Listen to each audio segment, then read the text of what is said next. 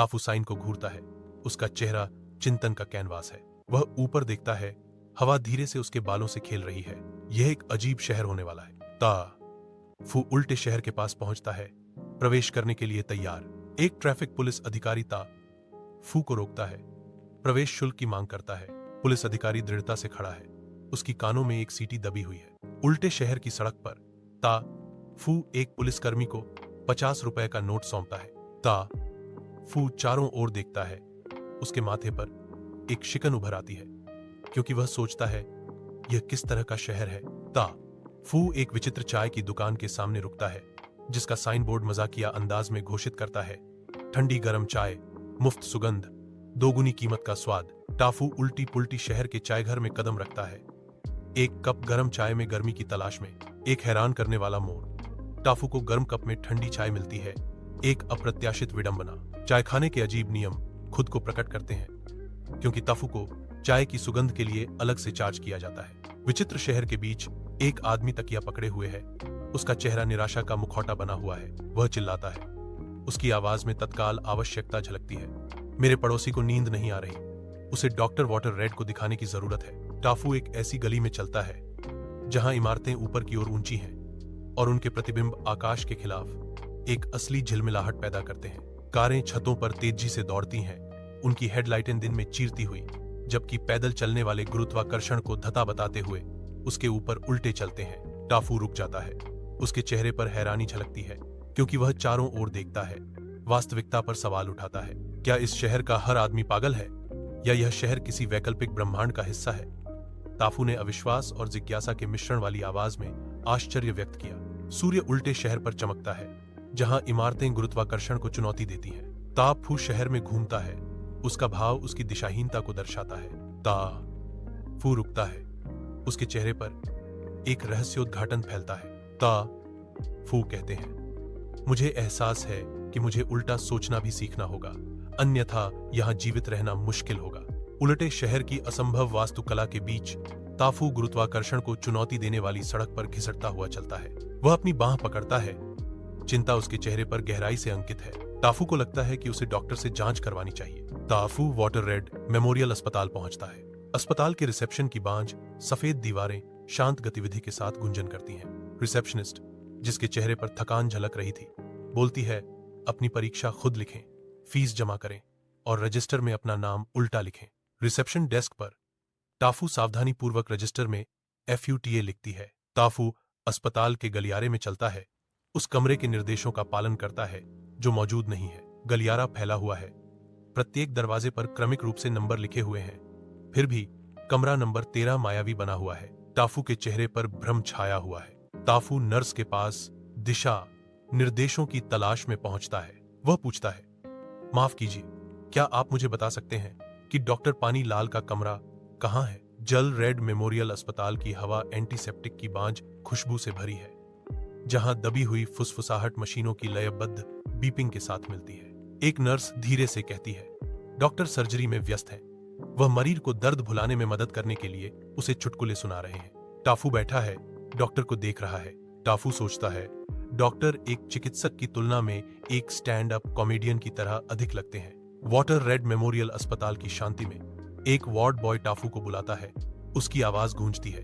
टैफू doctor पानी लाल के कमरे में प्रवेश करता है, जहां उसे अप्रत्याशित सनक का दृश्य दिखाई देता है। डॉक्टर पानी लाल डॉक्टर का कोट पहनते हैं, फिर भी बाथरूम की चप्पलें अपेक्षित छवि को बाधित करती हैं। एक रबर का मुर्गा मेज पर बैठा है, जो पारंपरिक स्टेथोस्कोप की जगह ले रहा है। मेडिकल चार्ट और एंटीसेप्टिक की तीखी गंध से भरे एक कमरे में डॉक्टर टाफू डॉक्टर पानी लाल के सामने बैठे हैं, जो एक अनिश्चित निदान का सामना कर रहे हैं। डॉक्टर पानी लाल आगे झुकते हैं, उनका चेहरा चिंता के भाव से भरा हुआ है, क्योंकि वे सुनने के लिए तैयार होते हैं। डॉक्टर पानी लाल शुरू करते हैं, मुझे अपनी समस्या के बारे में बताओ।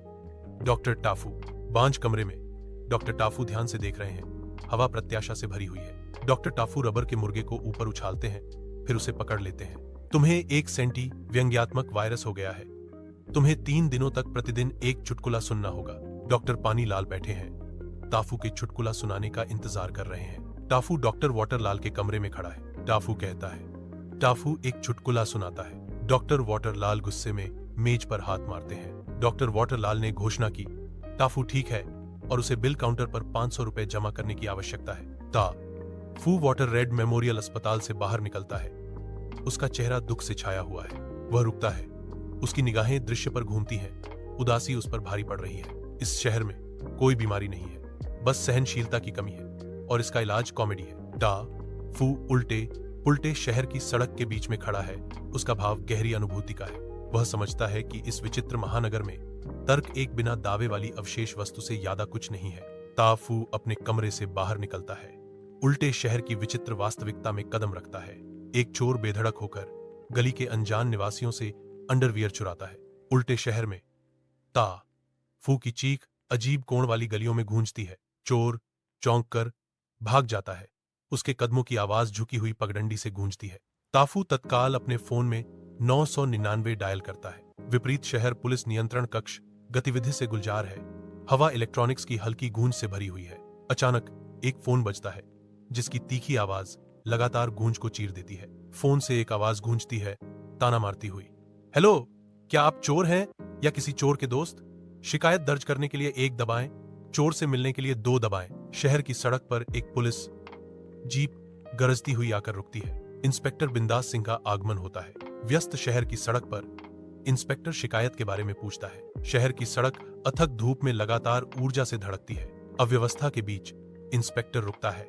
एक पुरानी चमड़े की डायरी ही उसका एकमात्र साथी है। वह डायरी के पुराने पन्नों को पलटता है।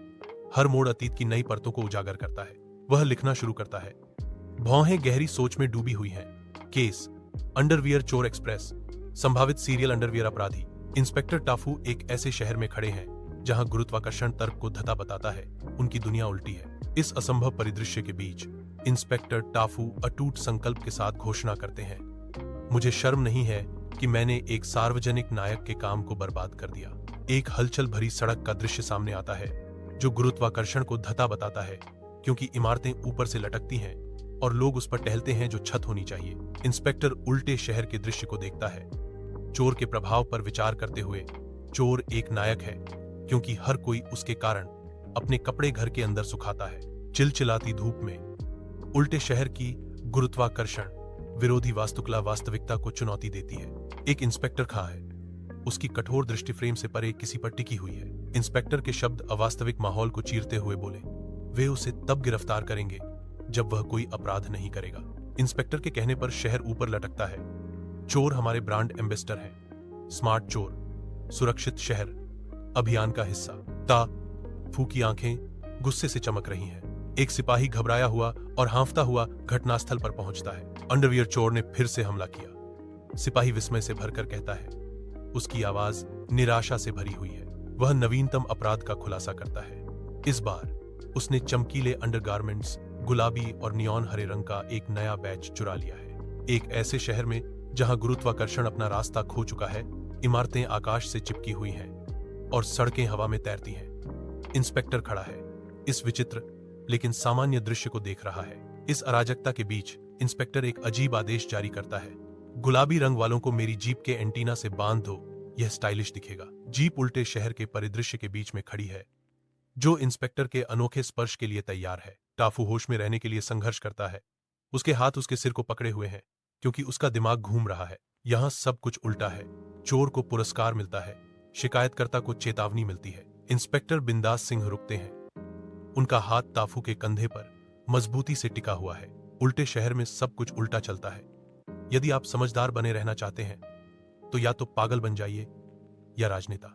सूर्य उल्टे शहर के दृश्य पर एक अद्भुत चमक डालता है, जहां इमारतें गुरुत्वाकर्षण को चुनौती देती हैं और उल्टी लटकी हुई हैं।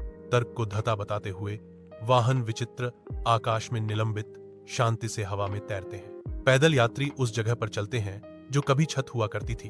उनके कदम उल्टी वास्तविकता का प्रमाण है। अगला अध्याय आ रहा है, इंतजार करें और देखें।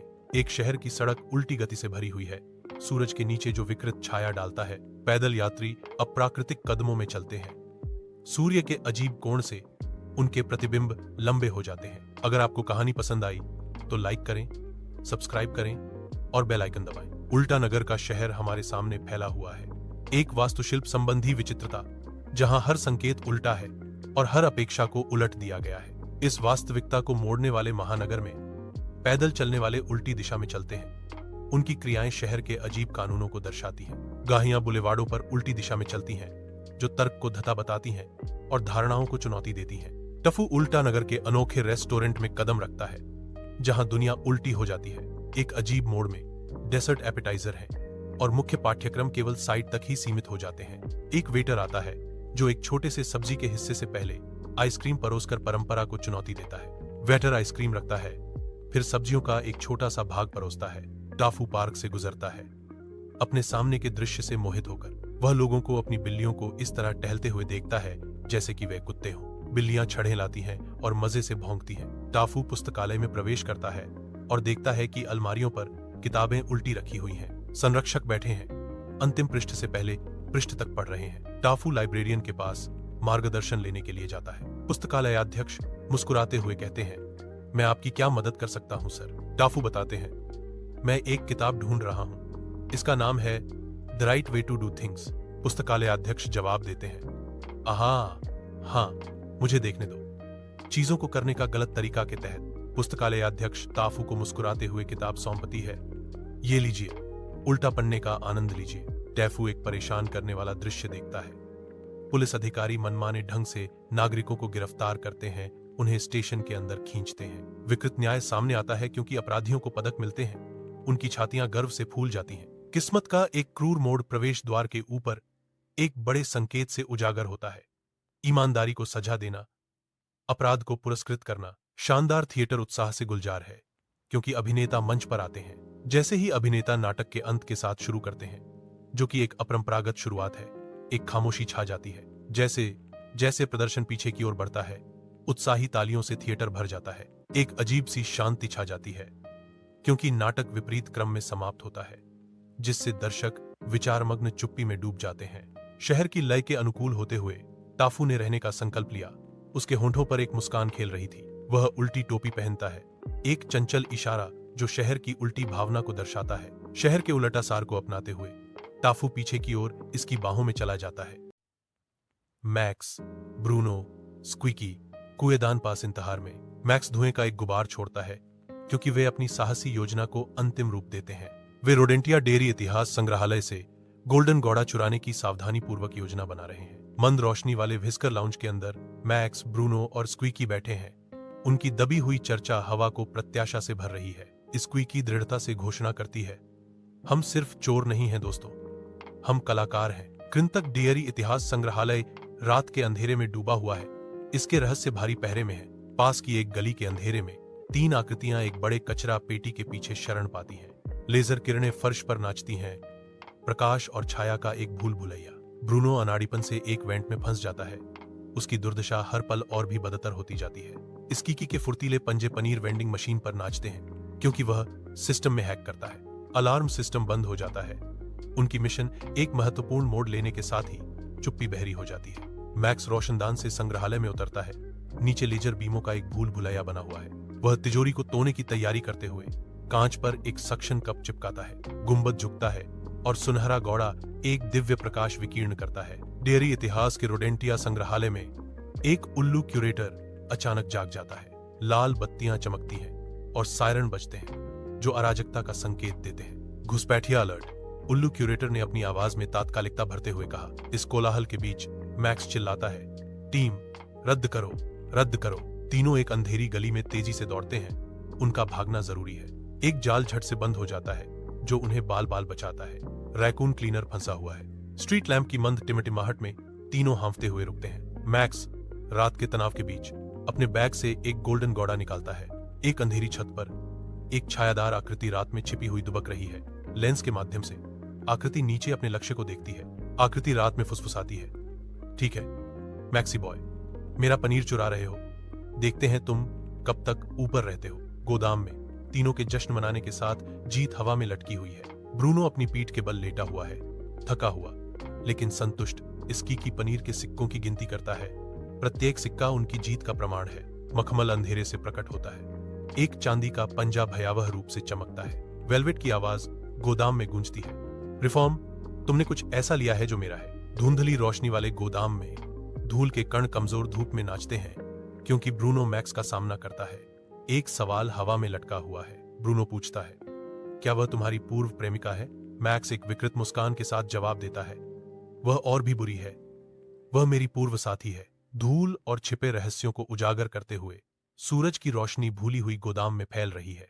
वेलवेट की आवाज खालीपन में गूंजती है, हेलो मैक्सी, अभी भी सपने चुरा रहे हो और दिल तोड़ रहे हो? मैक्स ने तीखे और व्यंग्य से भरे शब्दों में जवाब दिया, मैंने अपग्रेड किया है, अब मैं संग्रहालयों में सेंध लगाता हूं। गोदाम में सूरज की रोशनी आ रही है, जिससे धूल के कण घूमते हुए दिखाई दे रहे हैं। वेलवेट ने घोषणा की, वह घोड़ा सिर्फ एक ट्रॉफी नहीं है, यह वेलवेटा के वॉल्ट की कुंजी है। ची ची अविश्वास के साथ जवाब देता है, वेलवेटा का वॉल्ट? डेयरी माउंटेन के नीचे पौराणिक पनीर बैंक। गोदाम में धूल के कण चमक रहे हैं, धूप गंदी खिड़कियों को चीर रही है। वेलवेट की आवाज विशालकाय जगह में गूंजती है, बस इतना ही, और मुझे वह पनीर चाहिए।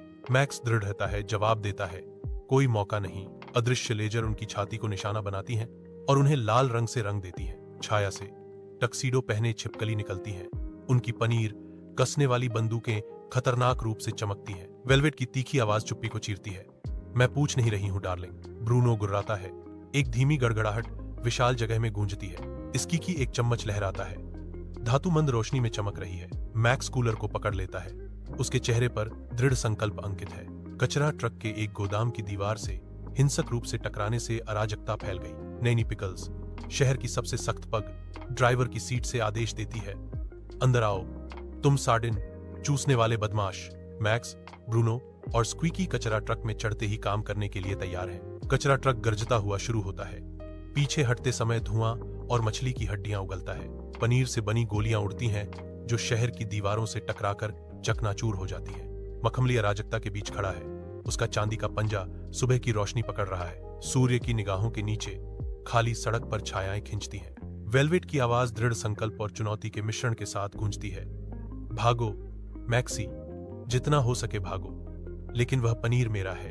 नानी पिकल्स कचरा ट्रक के अंदर दुष्टता से हंसती है। ब्रूनो सोचता है, वह इतनी डरावनी क्यों है? कचरा ट्रक के अंदर हवा कचरे की दुर्गंध से भारी है, क्योंकि धूप गंदी खिड़कियों से निकलने के लिए संघर्ष करती है। मैक्स झुके हुए बैठे हैं, चिंता उनके चेहरे पर उकेरी हुई है, क्योंकि वे चेतावनी देते हैं, क्योंकि वेलवेट सिर्फ चीजें नहीं चुराती, वह उसे विफल करने वाले किसी भी व्यक्ति को नष्ट कर देती है। स्कीकी की भौहें चिंता से सिकुड़ जाती हैं। वह पूछता है, तो अब हम क्या करें? मैक्स गोल्डन ध्यान से गौड़ा को देखता है, उसकी निगाहों में दृढ़ संकल्प और प्रत्याशा का मिश्रण है। वह खिड़की से बाहर देखता है, ध्यान भंग होने का एक क्षणिक पल, इससे पहले कि वह अपने काम पर फिर से ध्यान केंद्रित करे। मैक्स गोल्डन अटूट संकल्प के साथ घोषणा करते हैं, हम पहले वेलवेटा का वॉल्ट ढूंढते हैं और हम इसे तोड़ते हैं। कचरा ट्रक का अंदरूनी भाग तंग है और कचरे की बदबू से भरा है। नैनी पिकल्स दुर्गंध से घिरी हुई अविश्वास में मैक्स की ओर मुड़ती है, तुम पागल हो। मैक्स गंदगी से बेपरवाह एक अटूट मुस्कान के साथ जवाब देता है, बिल्कुल। मैक्स, ब्रूनो और स्क्वीकी व्हिस्कर लाउंज के बाहर इकट्ठा होते हैं। लाउंज का नियॉन साइन सड़क को एक जीवंत चमक में नहलाता है। मैक्स ने घोषणा की, हमें वेलवेटा का वॉल्ट ढूंढना होगा। शांत पुस्तकालय में 3 आकृतियां ऊंची अलमारियों के बीच बैठी हैं, उनकी परछाइयां नरम रोशनी में नाच रही हैं। एक आकृति रुकती है, उनकी आंखों में उत्साह की चमक होती है, क्योंकि वे वेलवेटा के महान स्क्वीकी वॉल्ट के बारे में एक किताब खोजते हैं। सीवर की गहराई में 3 आकृतियां अज्ञात में प्रवेश करती हैं, उनकी सिलहुट मंद रोशनी वाली दीवारों के विपरीत तेज है। जैसे ही वे एक छिपे हुए मार्ग की तलाश करते हैं, हवा प्रत्याशा से भरी होती है, छायाएं उनके चारों ओर नाचती हैं। टिमटिमाती रोशनी उनके चेहरों पर एक भयानक चमक डालती है, जो दृढ़ संकल्प और आशंका का संकेत दिखाती है। 3 आकृतियां डेयरी माउंटेन पर पहुंचती हैं, उनका मिशन रहस्य में डूबा हुआ है। वे वेलवेटा के पौराणिक तिजोरी की तलाश शुरू करते हैं। तीनों वेलवेटा के वॉल्ट में कदम रखते हैं, जो पनीर से भरा एक भूमिगत बैंक है। वेलवेटा तिजोरी में घुसती है, उसके गुर्गे पीछे पीछे आ रहे हैं। मुझे वह पनीर चाहिए। वेलवेटा के वॉल्ट के अंदर मैक्स, ब्रूनो और स्क्वीकी वेलवेटा और उसके गुर्गों के साथ भयंकर युद्ध में शामिल होने पर अराजकता फैल जाती है। ब्रूनो दहाड़ता है, एक वार को चकमा देता है, क्योंकि वह एक और गुर्गे के खिलाफ जवाबी हमला करता है। ची ची करने वाला, फुर्तीला और तेज, पकड़ से बचता है, तेजी से लात मारता है। वेलवेटा एक दुर्जेय शक्ति, लंबी खड़ी है, उसकी आंखें दृढ़ संकल्प के साथ चमक रही हैं, क्योंकि वह एक हमले को विफल करती है। नैनी पिकल्स एक कचरा ट्रक में आती है, एक दुर्जेय उपस्थिति। कूड़ा ट्रक आगे बढ़ता है, वेलवेटा के गुर्गों को अपने विशाल पहियों के नीचे कुचलता हुआ। मैक्स और वेलवेट एक भयंकर लड़ाई में लगे हुए हैं। मैक्स और वेलवेट के बीच तीव्रता बढ़ जाती है। संघर्ष अपने चरम पर पहुंचता है। मैक्स वेलवेट विजयी खड़ा है, उसके हाथ में गोल्डन घोड़ा है। वेलवेटा का वॉल्ट हिल गया। तीनों का भागना आसन्न कयामत के खिलाफ एक हताश दौड़ में अराजकता फैल गई। उगते सूरज के सामने डेयरी पर्वत के ऊपर 3 आकृतियां छायाचित्र की तरह खड़ी हैं।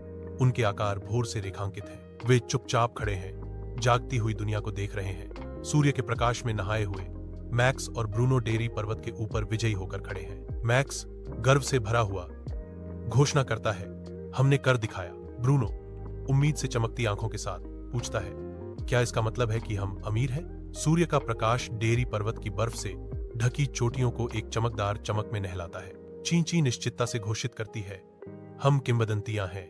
ग्रैनी पिकल्स तीखे स्वर में जवाब देती हैं, तुम लोगों ने गलत बिल्ली को छेद दिया है। डेयरी माउंटेन की लुढ़कती पहाड़ियों पर धूप छा जाती है, जहां हवा ताजी और शुद्ध होती है। मैक्स शिखर पर खड़ा है, ताजी हवा में सांस ले रहा है और बड़बड़ाता है। हमेशा की तरह तीनों विस्कर लाउंज में इकट्ठा होते हैं। उनके चेहरे जीत से लाल हो रहे हैं। मंद रोशनी वाले लाउंज में मैक्स, ब्रूनो और स्क्वीकी एक साथ अपने गिलास उठाते हैं। मैक्स ने घोषणा की, दोस्तों के लिए जो किंवदंती बन गए हैं। मंद रोशनी वाले व्हिस्कर लाउंज में आकृतियों के जश्न मनाने पर हंसी और खुशी गूंजती है। व्हिस्कर तिकड़ी व्हिस्कर लाउंज से बाहर निकलती है, रात के अंधेरों में घुल मिल जाती है। पोर्टोपोलिस की रोशनी टिमटिमाती है। रात में एक प्रकाश स्तंभ इसकी की तल्लीन होकर बैठा है और वेलवेटा के वॉल्ट के बारे में ध्यान से पढ़ रहा है। गहरे सीवरों में 3 आकृतियां भूल भुलैया में उतरती हैं। उनकी हर आहट भूमिगत रास्तों में गूंजती है। लालटेनें अंधकार को चीरती हैं। उनकी किरणें नम दीवारों पर नाचती हुई एक छिपे हुए मार्ग की तलाश करती हैं। नीची छत से लगातार पानी टपक रहा है और भारी हवा में फफूंदी और क्षय की गंध आ रही है। 3 लोग डेयरी माउंटेन पर पहुंचते हैं। वे वेलवेटा के वॉल्ट का प्रवेश द्वार खोजने की खोज शुरू करते हैं। पहाड़ अपनी पथरीली सतह के भीतर रहस्यों को छुपाता हुआ मंडरा रहा है।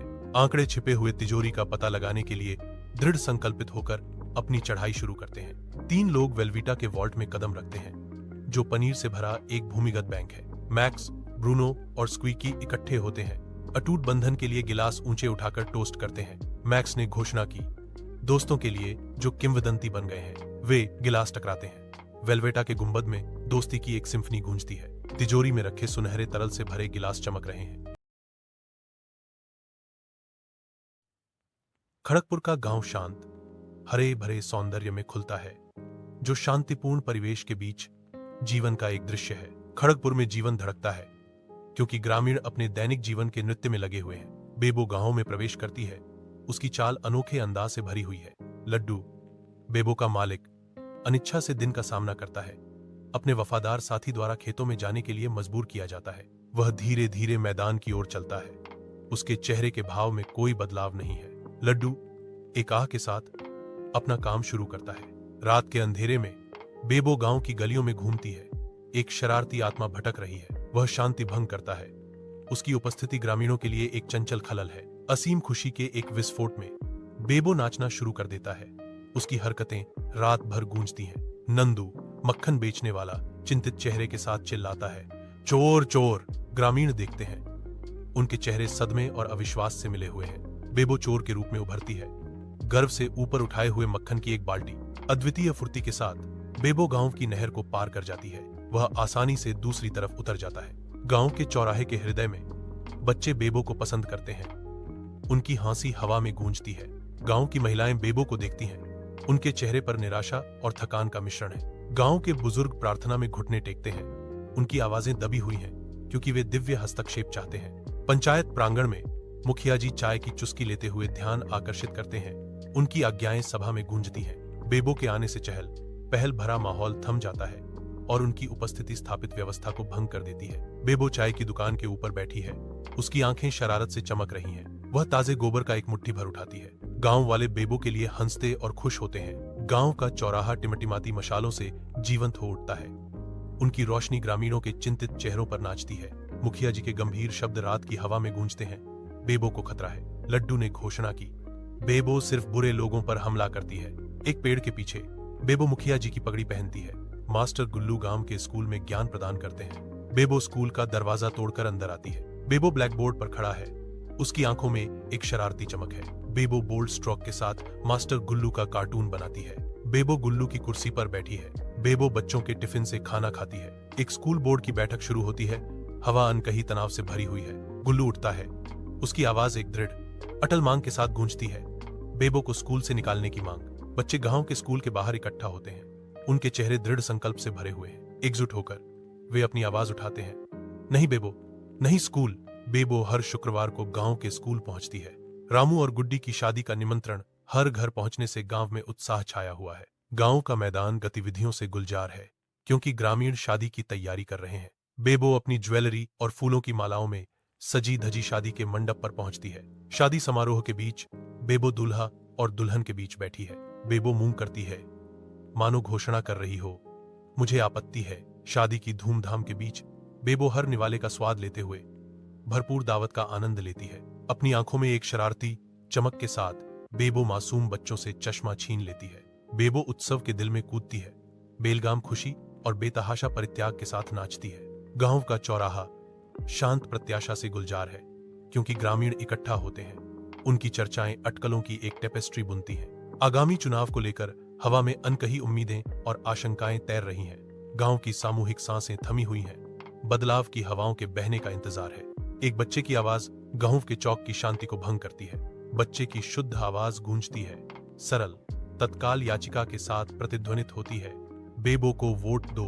चिलचिलाती धूप में गांव की दीवारें जर्जर खड़ी हैं, एक स्पष्ट संदेश दे रही हैं, बेबो को वोट दो। लड्डू बेबो के प्रमोशन मैनेजर बने। हलचल भरे गांव के चौक में वर्तमान गांव का मुखिया जबरदस्ती मुफ्त समोसे बांट रहा है। वह जोर से एक नया वाटर पंप प्रदान करने की अपनी प्रतिबद्धता की घोषणा करता है। बेबो भीड़ के सामने खड़ी है और मुंह करती है। बेबो की जीत पर गांव का चौराहा उत्साह से गूंज रहा है। गांव के सिंहासन पर बैठी बेबो हुक्म के अंदाज में जमीन का मुआयना करती है। एक उदार घोषणा के साथ बेबो ने घोषणा की, सभी को मुफ्त लड्डू बांटो। गांव एक नई सुबह में जागता है। बाबो के उदय के बाद बदलाव आ रहे हैं। गफूर बकरी कपूर में उद्देश्य के साथ प्रवेश करती है। गफूर गांव में और आगे बढ़ता है। गफूर चिल्लाता है, बेबो, मैं तुम्हें चुनौती देता हूं। गांव का चौराहा दैनिक जीवन की जीवंत ऊर्जा से जीवंत हो उठता है। गफूर की आवाज चौराहे पर गूंजती है, जो रोजमर्रा की आवाजों को चीरती हुई निकलती है। मैं बेबो को सर्वोच्च ग्राम नेता के पद के लिए चुनौती देता हूं। बेबो गफूर को देखती है।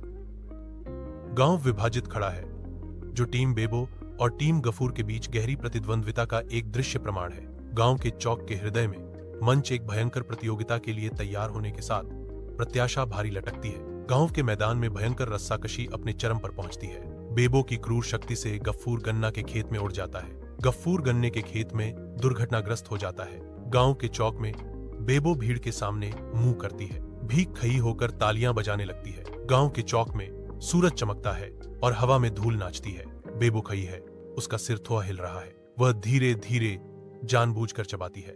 गफूर पराजित होकर अवश्यम भावी के आगे झुक जाते हैं। वह खुद को इन शब्दों के साथ त्याग देता है, बेबो भाग्य है। खड़गपुर में बेबो का शासन शुरू। शासन के एक नए युग की शुरुआत। गफूर मनोरंजन मंत्री की भूमिका निभाते हैं। गांव में खुशी लाने के लिए तैयार है। गांव के चौक में बच्चे खुशी से अभिवादन का आदान प्रदान करते हैं, मुंह मुबारक कहते हुए।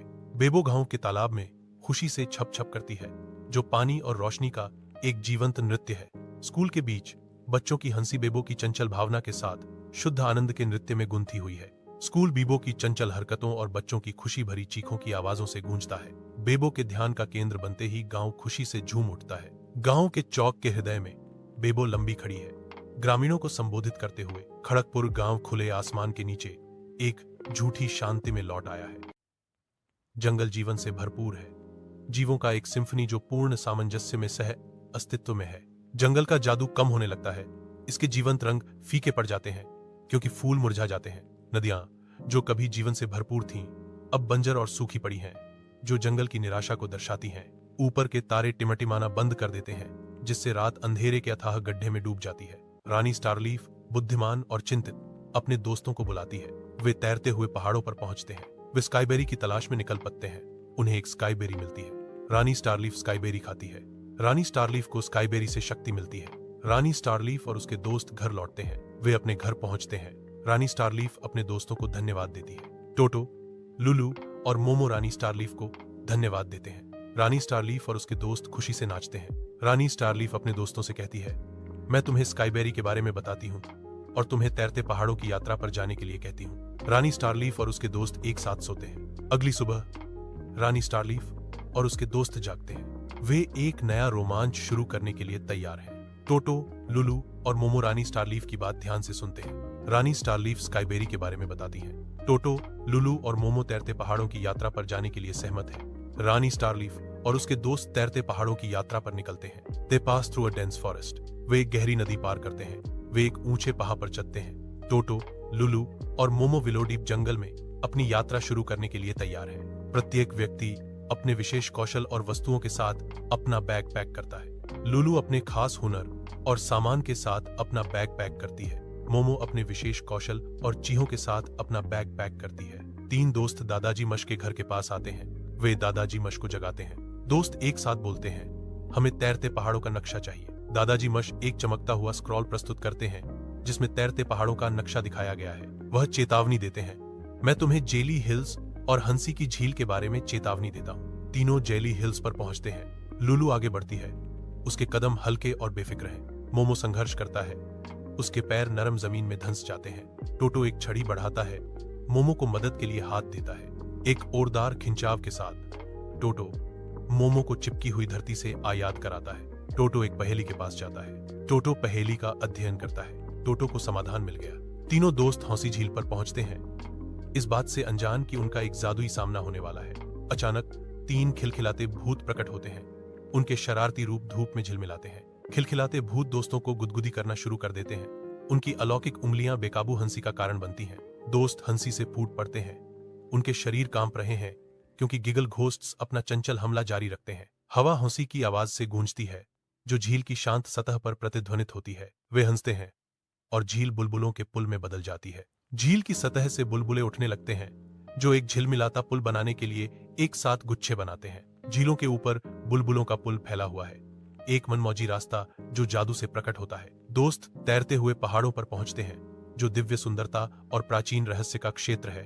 अचानक एक वायु ड्रैगन साकार होता है जिसकी उपस्थिति प्रभावशाली और शक्तिशाली है। पवन ड्रैगन की आवाज पहाड़ों में गूंजती है, तुम्हें 3 परीक्षाओं से गुजरना होगा। 3 दोस्त फुसफुसाते भूल भुलैया के प्रवेश द्वार के सामने खड़े हैं, इसके रहस्य इशारा कर रहे हैं। एक धुंधली प्रतिध्वनि उन्हें आगे की ओर मार्गदर्शन करती है। भूल भुलैया की दीवारें खिसकती हुई प्रतीत होती हैं जो एक छिपे हुए मार्ग को उजागर करती हैं। टोटो ने सिर हिलाकर पुष्टि की कि वे सही रास्ते पर हैं। वे सावधानी से मार्ग में प्रवेश करते हैं। उनके दिल धड़क रहे हैं। हवा ठंडी होती जाती है, फुसफुसाहटें और तेज होती जाती हैं। टोटो फिर से रुक जाता है।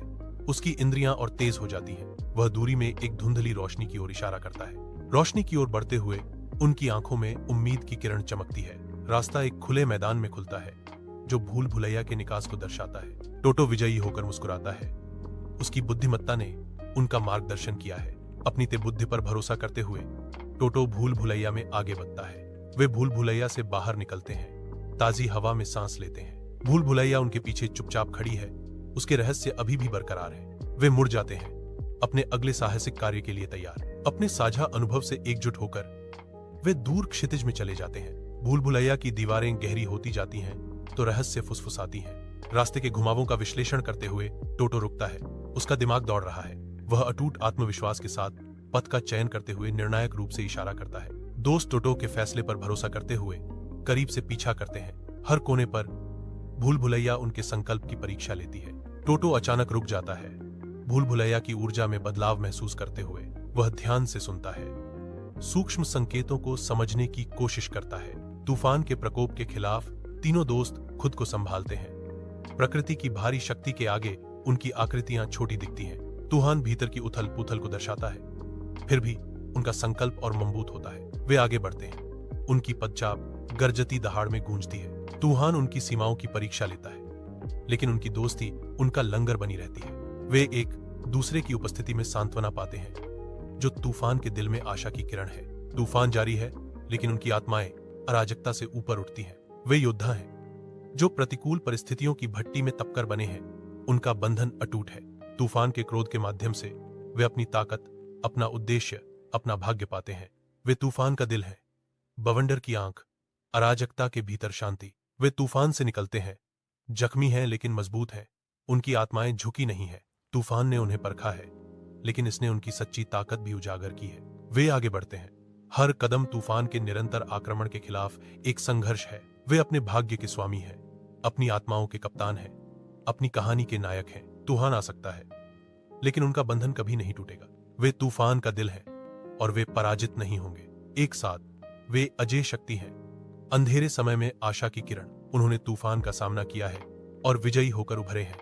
उनका बंधन पहले से कहीं ज्यादा मजबूत है। वे अपनी कहानी के नायक हैं और उनकी किंवदंती हमेशा जीवित रहेगी। वे एक दूसरे को शक्ति प्रदान करते हैं।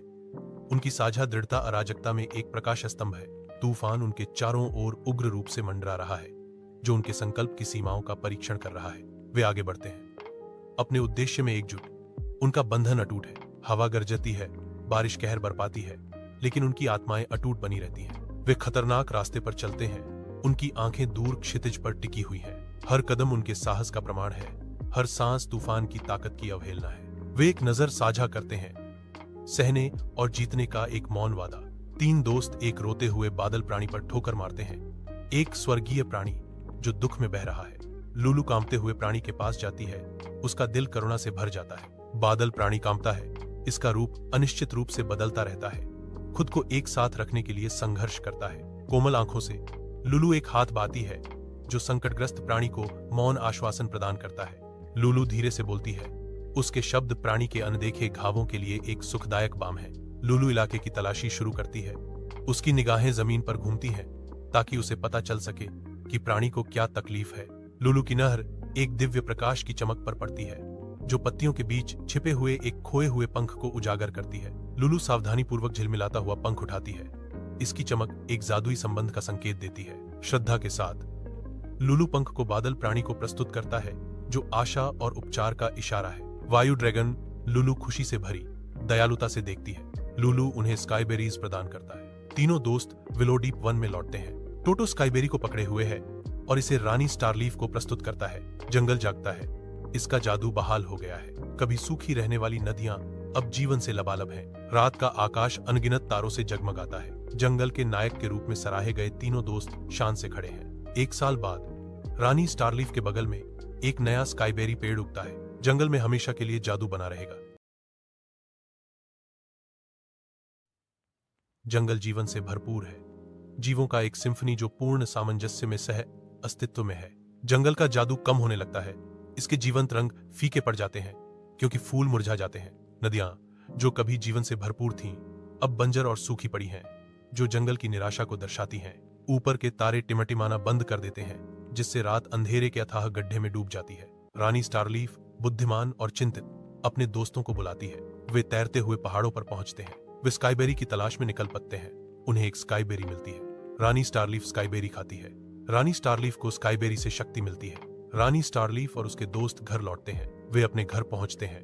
रानी स्टारलीफ अपने दोस्तों को धन्यवाद देती है। टोटो, लुलू और मोमो रानी स्टारलीफ को धन्यवाद देते हैं। रानी स्टारलीफ और उसके दोस्त खुशी से नाचते हैं। रानी स्टारलीफ अपने दोस्तों से कहती है, मैं तुम्हें स्काईबेरी के बारे में बताती हूँ और तुम्हें तैरते पहाड़ों की यात्रा पर जाने के लिए कहती हूँ। रानी स्टारलीफ और उसके दोस्त एक साथ सोते हैं। अगली सुबह रानी स्टारलीफ और उसके दोस्त जागते हैं। वे एक नया रोमांच शुरू करने के लिए तैयार हैं। टोटो, लुलू और मोमो रानी स्टारलीफ की बात ध्यान से सुनते हैं। रानी स्टारलीफ स्काईबेरी के बारे में बताती है। टोटो, लुलू और मोमो तैरते पहाड़ों की यात्रा पर जाने के लिए सहमत है। रानी स्टारलीफ और उसके दोस्त तैरते पहाड़ों की यात्रा पर निकलते हैं। They pass through a dense forest.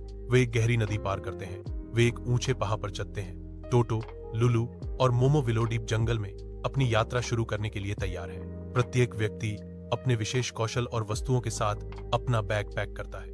Lulu अपने खास हुनर और सामान के साथ अपना बैग पैक करती है। मोमो अपने विशेष कौशल और चीहों के साथ अपना बैग पैक करती है। तीन दोस्त दादाजी मश के घर के पास आते हैं। वे दादाजी मश को जगाते हैं। दोस्त एक साथ बोलते हैं, हमें तैरते पहाड़ों का नक्शा चाहिए। दादाजी मश एक चमकता हुआ स्क्रॉल प्रस्तुत करते हैं, जिसमें तैरते पहाड़ों का नक्शा दिखाया गया है। वह चेतावनी देते हैं, मैं तुम्हें जेली हिल्स और हंसी की झील के बारे में चेतावनी देता हूँ। तीनों जेली हिल्स पर पहुंचते हैं। लुलू आगे बढ़ती है। उसके कदम हल्के और बेफिक्र हैं। मोमो संघर्ष करता है। उसके पैर नरम जमीन में धंस जाते हैं। टोटो एक छड़ी बढ़ाता है। मोमो को मदद के लिए हाथ देता है। एक ओरदार खिंचाव के साथ टोटो मोमो को चिपकी हुई धरती से आयात कराता है। टोटो एक पहेली के पास जाता है। टोटो पहेली का अध्ययन करता है। टोटो को समाधान मिल गया। तीनों दोस्त हौसी झील पर पहुंचते हैं, इस बात से अनजान कि उनका एक जादुई सामना होने वाला है। अचानक 3 खिलखिलाते भूत प्रकट होते हैं। उनके शरारती रूप धूप में झिलमिलाते हैं। खिलखिलाते भूत दोस्तों को गुदगुदी करना शुरू कर देते हैं। उनकी अलौकिक उंगलियां बेकाबू हंसी का कारण बनती हैं। दोस्त हंसी से फूट पड़ते हैं। उनके शरीर कांप रहे हैं क्योंकि गिगल घोस्ट्स अपना चंचल हमला जारी रखते हैं। हवा हंसी की आवाज से गूंजती है जो झील की शांत सतह पर प्रतिध्वनित होती है। वे हंसते हैं और झील बुलबुलों के पुल में बदल जाती है। झील की सतह से बुलबुले उठने लगते हैं जो एक झिलमिलाता पुल बनाने के लिए एक साथ गुच्छे बनाते हैं। झीलों के ऊपर बुलबुलों का पुल फैला हुआ है, एक मनमौजी रास्ता जो जादू से प्रकट होता है। दोस्त तैरते हुए पहाड़ों पर पहुंचते हैं जो दिव्य सुंदरता और प्राचीन रहस्य का क्षेत्र है। अचानक एक वायु ड्रैगन साकार होता है जिसकी उपस्थिति प्रभावशाली और शक्तिशाली है।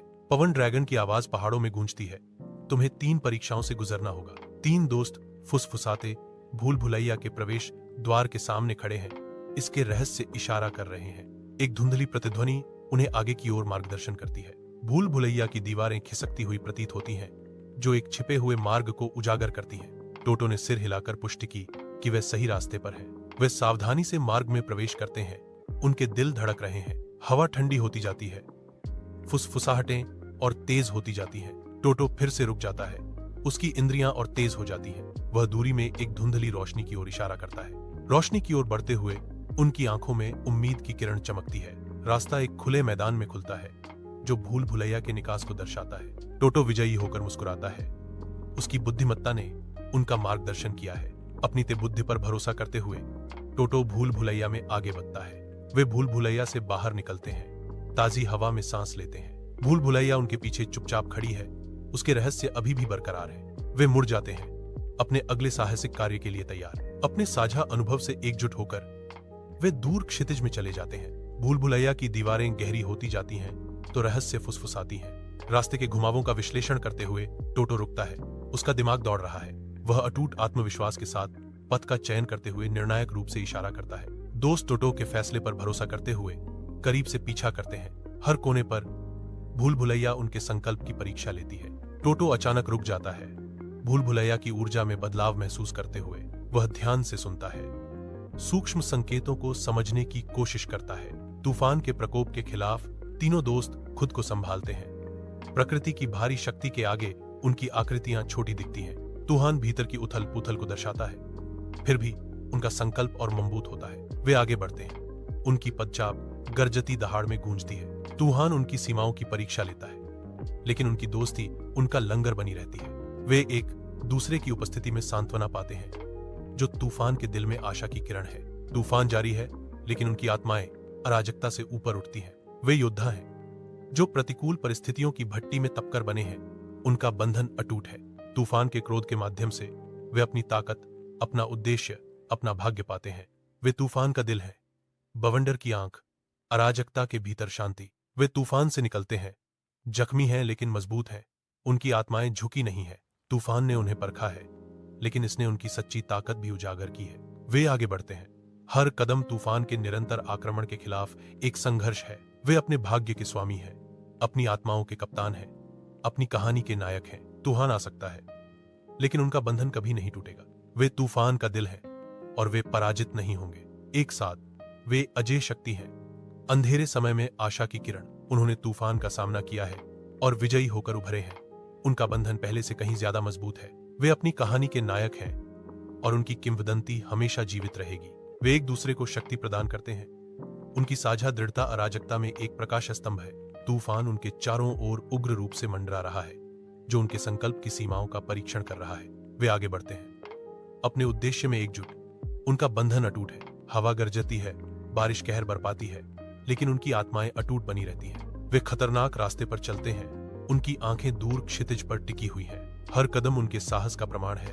हर सांस तूफान की ताकत की अवहेलना है। वे एक नजर साझा करते हैं, सहने और जीतने का एक मौन वादा। 3 दोस्त एक रोते हुए बादल प्राणी पर ठोकर मारते हैं। एक स्वर्गीय प्राणी जो दुख में बह रहा है। लूलू कांपते हुए प्राणी के पास जाती है। उसका दिल करुणा से भर जाता है। बादल प्राणी कांपता है। इसका रूप अनिश्चित रूप से बदलता रहता है। खुद को एक साथ रखने के लिए संघर्ष करता है। कोमल आंखों से लुलू एक हाथ बाती है जो संकटग्रस्त प्राणी को मौन आश्वासन प्रदान करता है। लुलु धीरे से बोलती है। उसके शब्द प्राणी के अनदेखे घावों के लिए एक सुखदायक बाम है। लुलु इलाके की तलाशी शुरू करती है। उसकी निगाहें जमीन पर घूमती हैं ताकि उसे पता चल सके कि प्राणी को क्या तकलीफ है। लुलु की नहर एक दिव्य प्रकाश की चमक पर पड़ती है जो पत्तियों के बीच छिपे हुए एक खोए हुए पंख को उजागर करती है। लुलु सावधानीपूर्वक झिलमिलाता हुआ पंख उठाती है।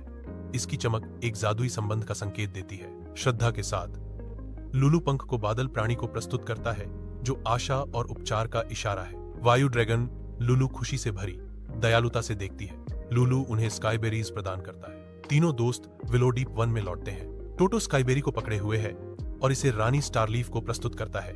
जंगल जागता है।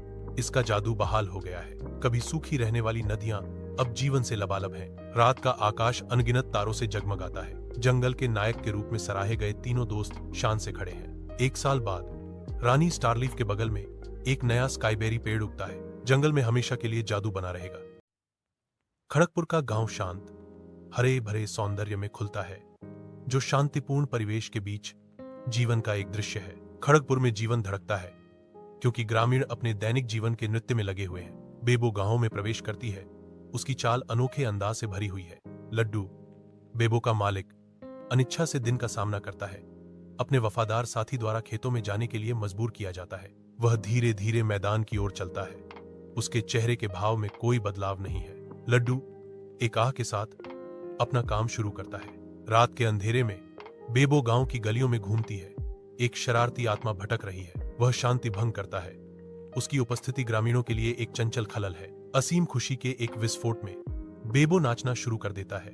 उसकी हरकतें रात भर गूंजती हैं। नंदू मक्खन बेचने वाला चिंतित चेहरे के साथ चिल्लाता है, चोर चोर। ग्रामीण देखते हैं। उनके चेहरे सदमे और अविश्वास से मिले हुए हैं। बेबो चोर के रूप में उभरती है। गर्व से ऊपर उठाए हुए मक्खन की एक बाल्टी अद्वितीय फुर्ती के साथ बेबो गांव की नहर को पार कर जाती है। वह आसानी से दूसरी तरफ उतर जाता है। गांव के चौराहे के हृदय में बच्चे बेबो को पसंद करते हैं। उनकी हंसी हवा में गूंजती है। गांव की महिलाएं बेबो को देखती हैं। उनके चेहरे पर निराशा और थकान का मिश्रण है। गांव के बुजुर्ग प्रार्थना में घुटने टेकते हैं। उनकी आवाजें दबी हुई हैं क्योंकि वे दिव्य हस्तक्षेप चाहते हैं। पंचायत प्रांगण में मुखिया जी चाय की चुस्की लेते हुए ध्यान आकर्षित करते हैं। उनकी आज्ञाएं सभा में गूंजती हैं। बेबो के आने से चहल पहल भरा माहौल थम जाता है और उनकी उपस्थिति स्थापित व्यवस्था को भंग कर देती है। बेबो चाय की दुकान के ऊपर बैठी है।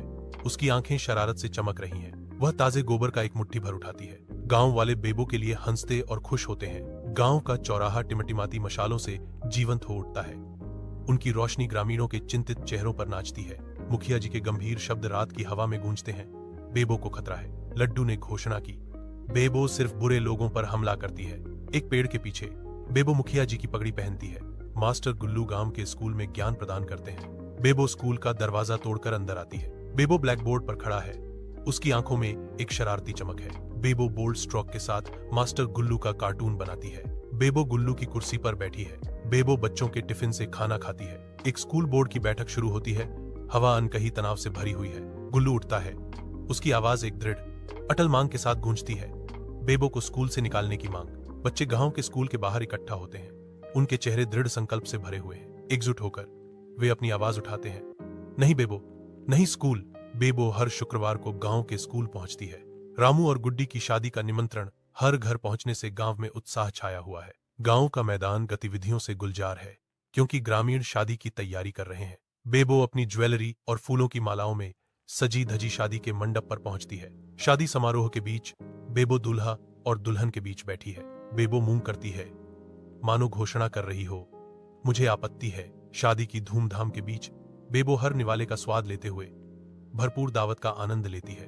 अपनी आंखों में एक शरारती चमक के साथ बेबो मासूम बच्चों से चश्मा छीन लेती है। बेबो उत्सव के दिल में कूदती है। बेलगाम खुशी और बेतहाशा परित्याग के साथ नाचती है। गांव का चौराहा शांत प्रत्याशा से गुलजार है क्योंकि ग्रामीण इकट्ठा होते हैं। उनकी चर्चाएं अटकलों की एक टेपेस्ट्री बुनती हैं। आगामी चुनाव को लेकर हवा में अनकही उम्मीदें और आशंकाएं तैर रही हैं।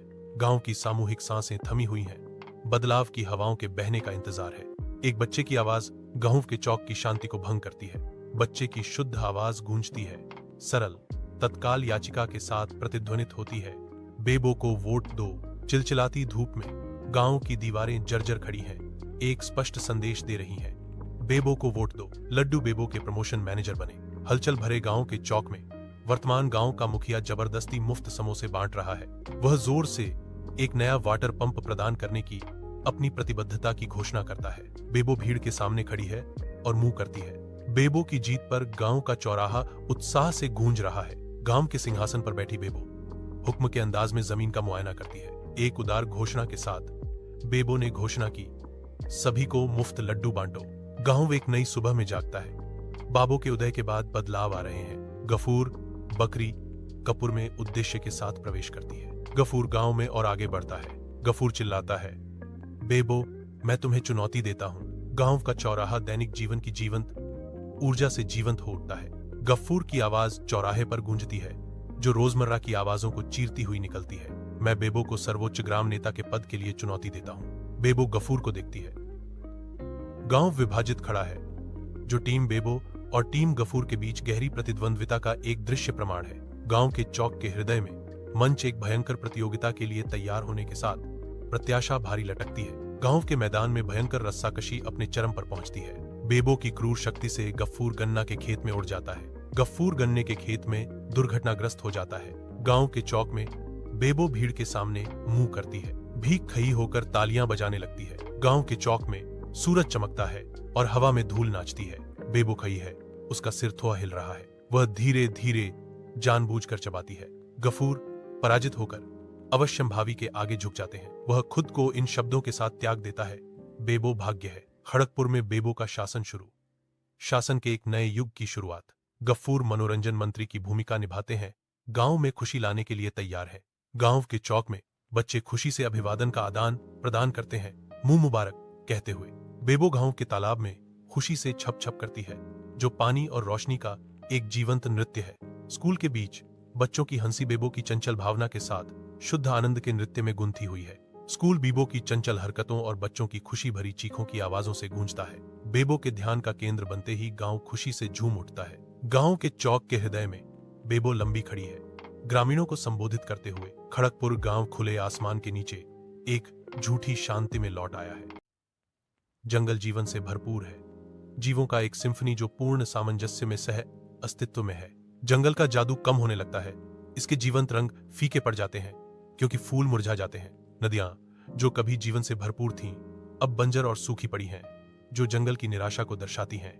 ऊपर के तारे टिमटिमाना बंद कर देते हैं, जिससे रात अंधेरे के अथाह गड्ढे में डूब जाती है। रानी स्टारलीफ बुद्धिमान और चिंतित अपने दोस्तों को बुलाती है। वे तैरते हुए पहाड़ों पर पहुंचते हैं।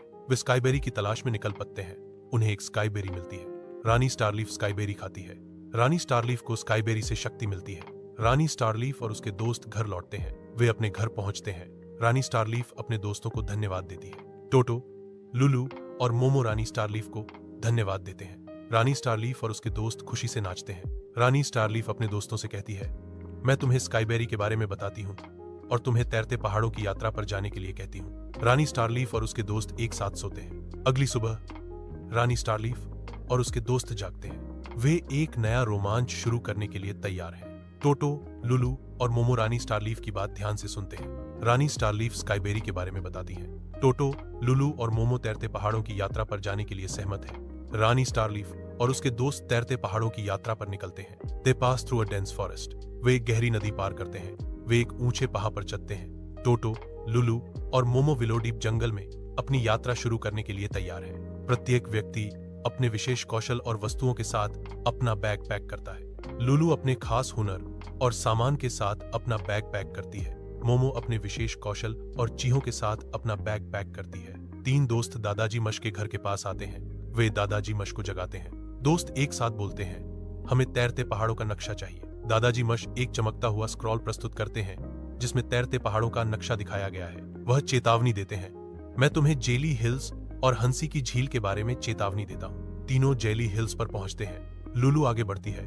उसके कदम हल्के और बेफिक्र हैं। मोमो संघर्ष करता है।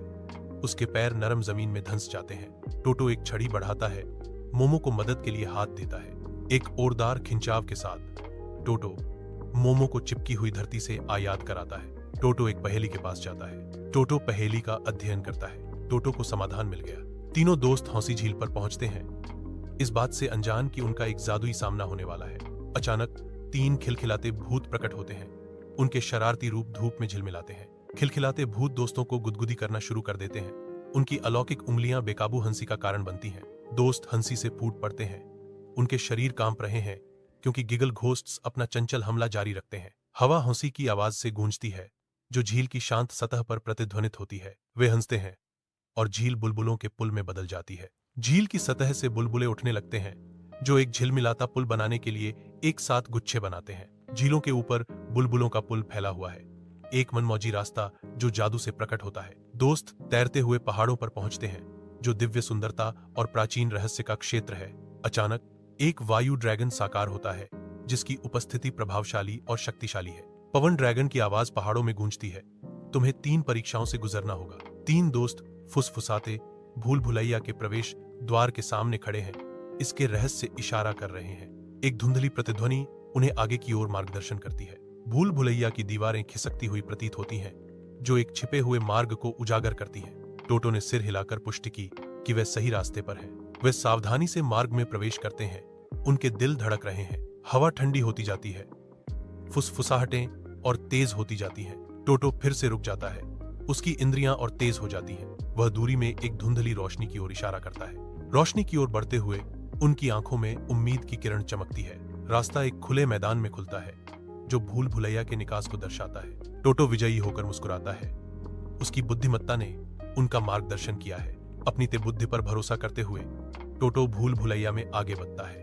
वे भूल भुलैया से बाहर निकलते हैं, ताजी हवा में सांस लेते हैं। भूल भुलैया उनके पीछे चुपचाप खड़ी है, उसके रहस्य अभी भी बरकरार है। वे मुड़ जाते हैं, अपने अगले साहसिक कार्य के लिए तैयार। अपने साझा अनुभव से एकजुट होकर वे दूर क्षितिज में चले जाते हैं। भूल भुलैया की दीवारें गहरी होती जाती हैं तो रहस्य फुसफुसाती हैं। रास्ते के घुमावों का विश्लेषण करते हुए टोटो रुकता है।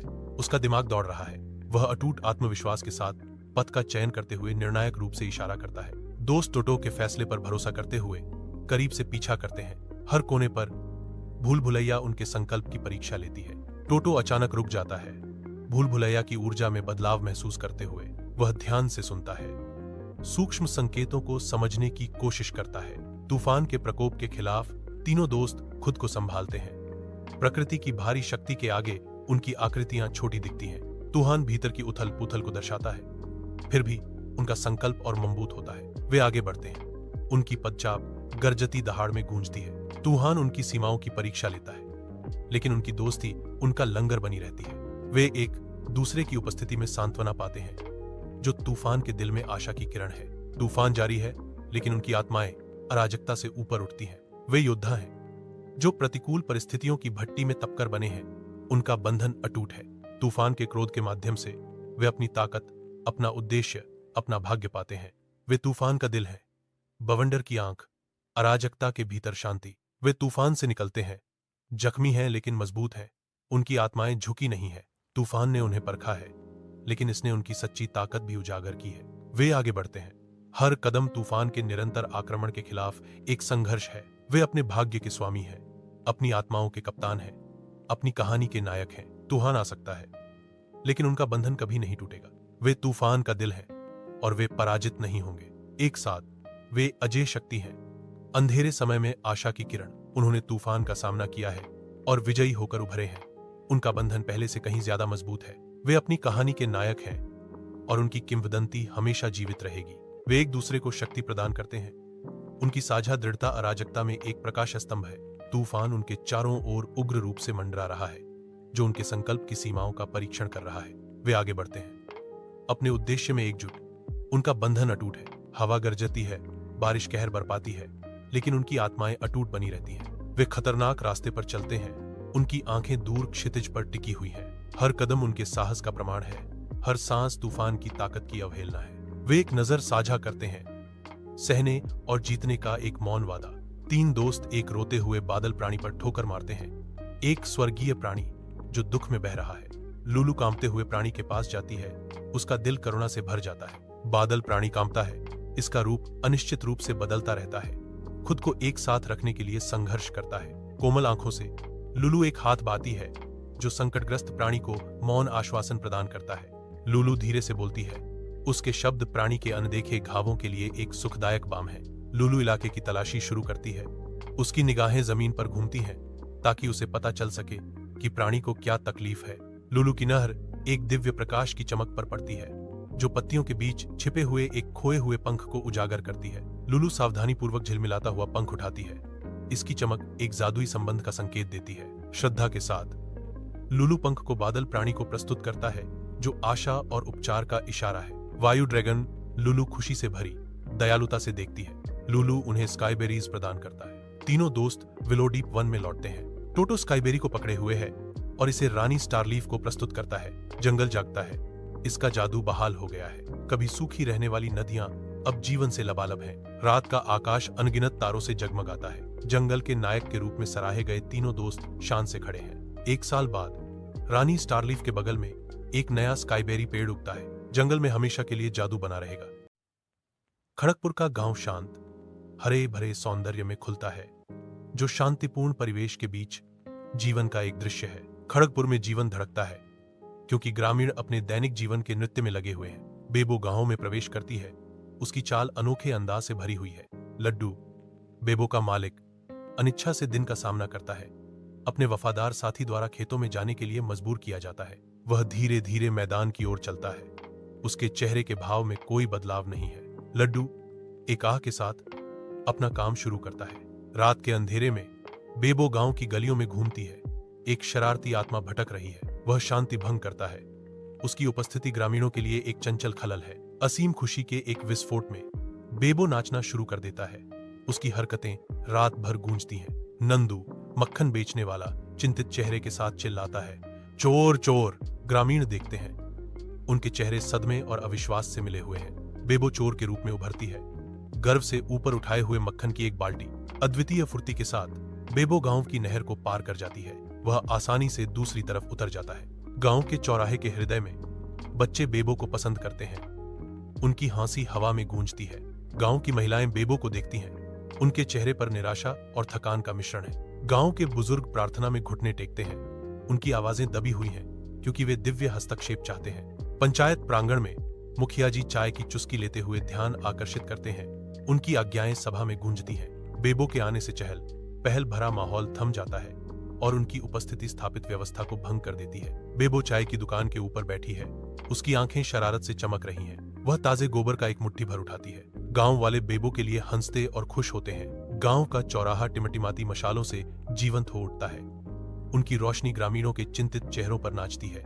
मुखिया जी के गंभीर शब्द रात की हवा में गूंजते हैं। बेबो को खतरा है। लड्डू ने घोषणा की, बेबो सिर्फ बुरे लोगों पर हमला करती है। एक पेड़ के पीछे बेबो मुखिया जी की पगड़ी पहनती है। मास्टर गुल्लू गांव के स्कूल में ज्ञान प्रदान करते हैं। बेबो स्कूल का दरवाजा तोड़कर अंदर आती है। बेबो ब्लैक बोर्ड पर खड़ा है। उसकी आंखों में एक शरारती चमक है। बेबो बोल्ड स्ट्रोक के साथ मास्टर गुल्लू का कार्टून बनाती है। बेबो गुल्लू की कुर्सी पर बैठी है। बेबो बच्चों के टिफिन से खाना खाती है। एक स्कूल बोर्ड की बैठक शुरू होती है। हवा अनकही तनाव से भरी हुई है। गुल्लू उठता है। उसकी आवाज एक दृढ़ अटल मांग के साथ गूंजती है। बेबो को स्कूल से निकालने की मांग। बच्चे गांव के स्कूल के बाहर इकट्ठा होते हैं। उनके चेहरे दृढ़ संकल्प से भरे हुए हैं। एकजुट होकर वे अपनी आवाज उठाते हैं, नहीं बेबो, नहीं स्कूल। बेबो हर शुक्रवार को गांव के स्कूल पहुंचती है। रामू और गुड्डी की शादी का निमंत्रण हर घर पहुंचने से गांव में उत्साह छाया हुआ है। गांव का मैदान गतिविधियों से गुलजार है क्योंकि ग्रामीण शादी की तैयारी कर रहे हैं। बेबो अपनी ज्वेलरी और फूलों की मालाओं में सजी धजी शादी के मंडप पर पहुंचती है। शादी समारोह के बीच बेबो दूल्हा और दुल्हन के बीच बैठी है। बेबो मूंग करती है, मानो घोषणा कर रही हो, मुझे आपत्ति है। शादी की धूमधाम के बीच बेबो हर निवाले का स्वाद लेते हुए भरपूर दावत का आनंद लेती है। अपनी आंखों में एक शरारती चमक के साथ बेबो मासूम बच्चों से चश्मा छीन लेती है। बेबो उत्सव के दिल में कूदती है। बेलगाम खुशी और बेतहाशा परित्याग के साथ नाचती है। गांव का चौराहा शांत प्रत्याशा से गुलजार है क्योंकि ग्रामीण इकट्ठा होते हैं। उनकी चर्चाएं अटकलों की एक टेपेस्ट्री बुनती हैं। आगामी चुनाव को लेकर हवा में अनकही उम्मीदें और आशंकाएं तैर रही हैं। गांव की सामूहिक सांसें थमी हुई हैं। बदलाव की हवाओं के बहने का इंतजार है।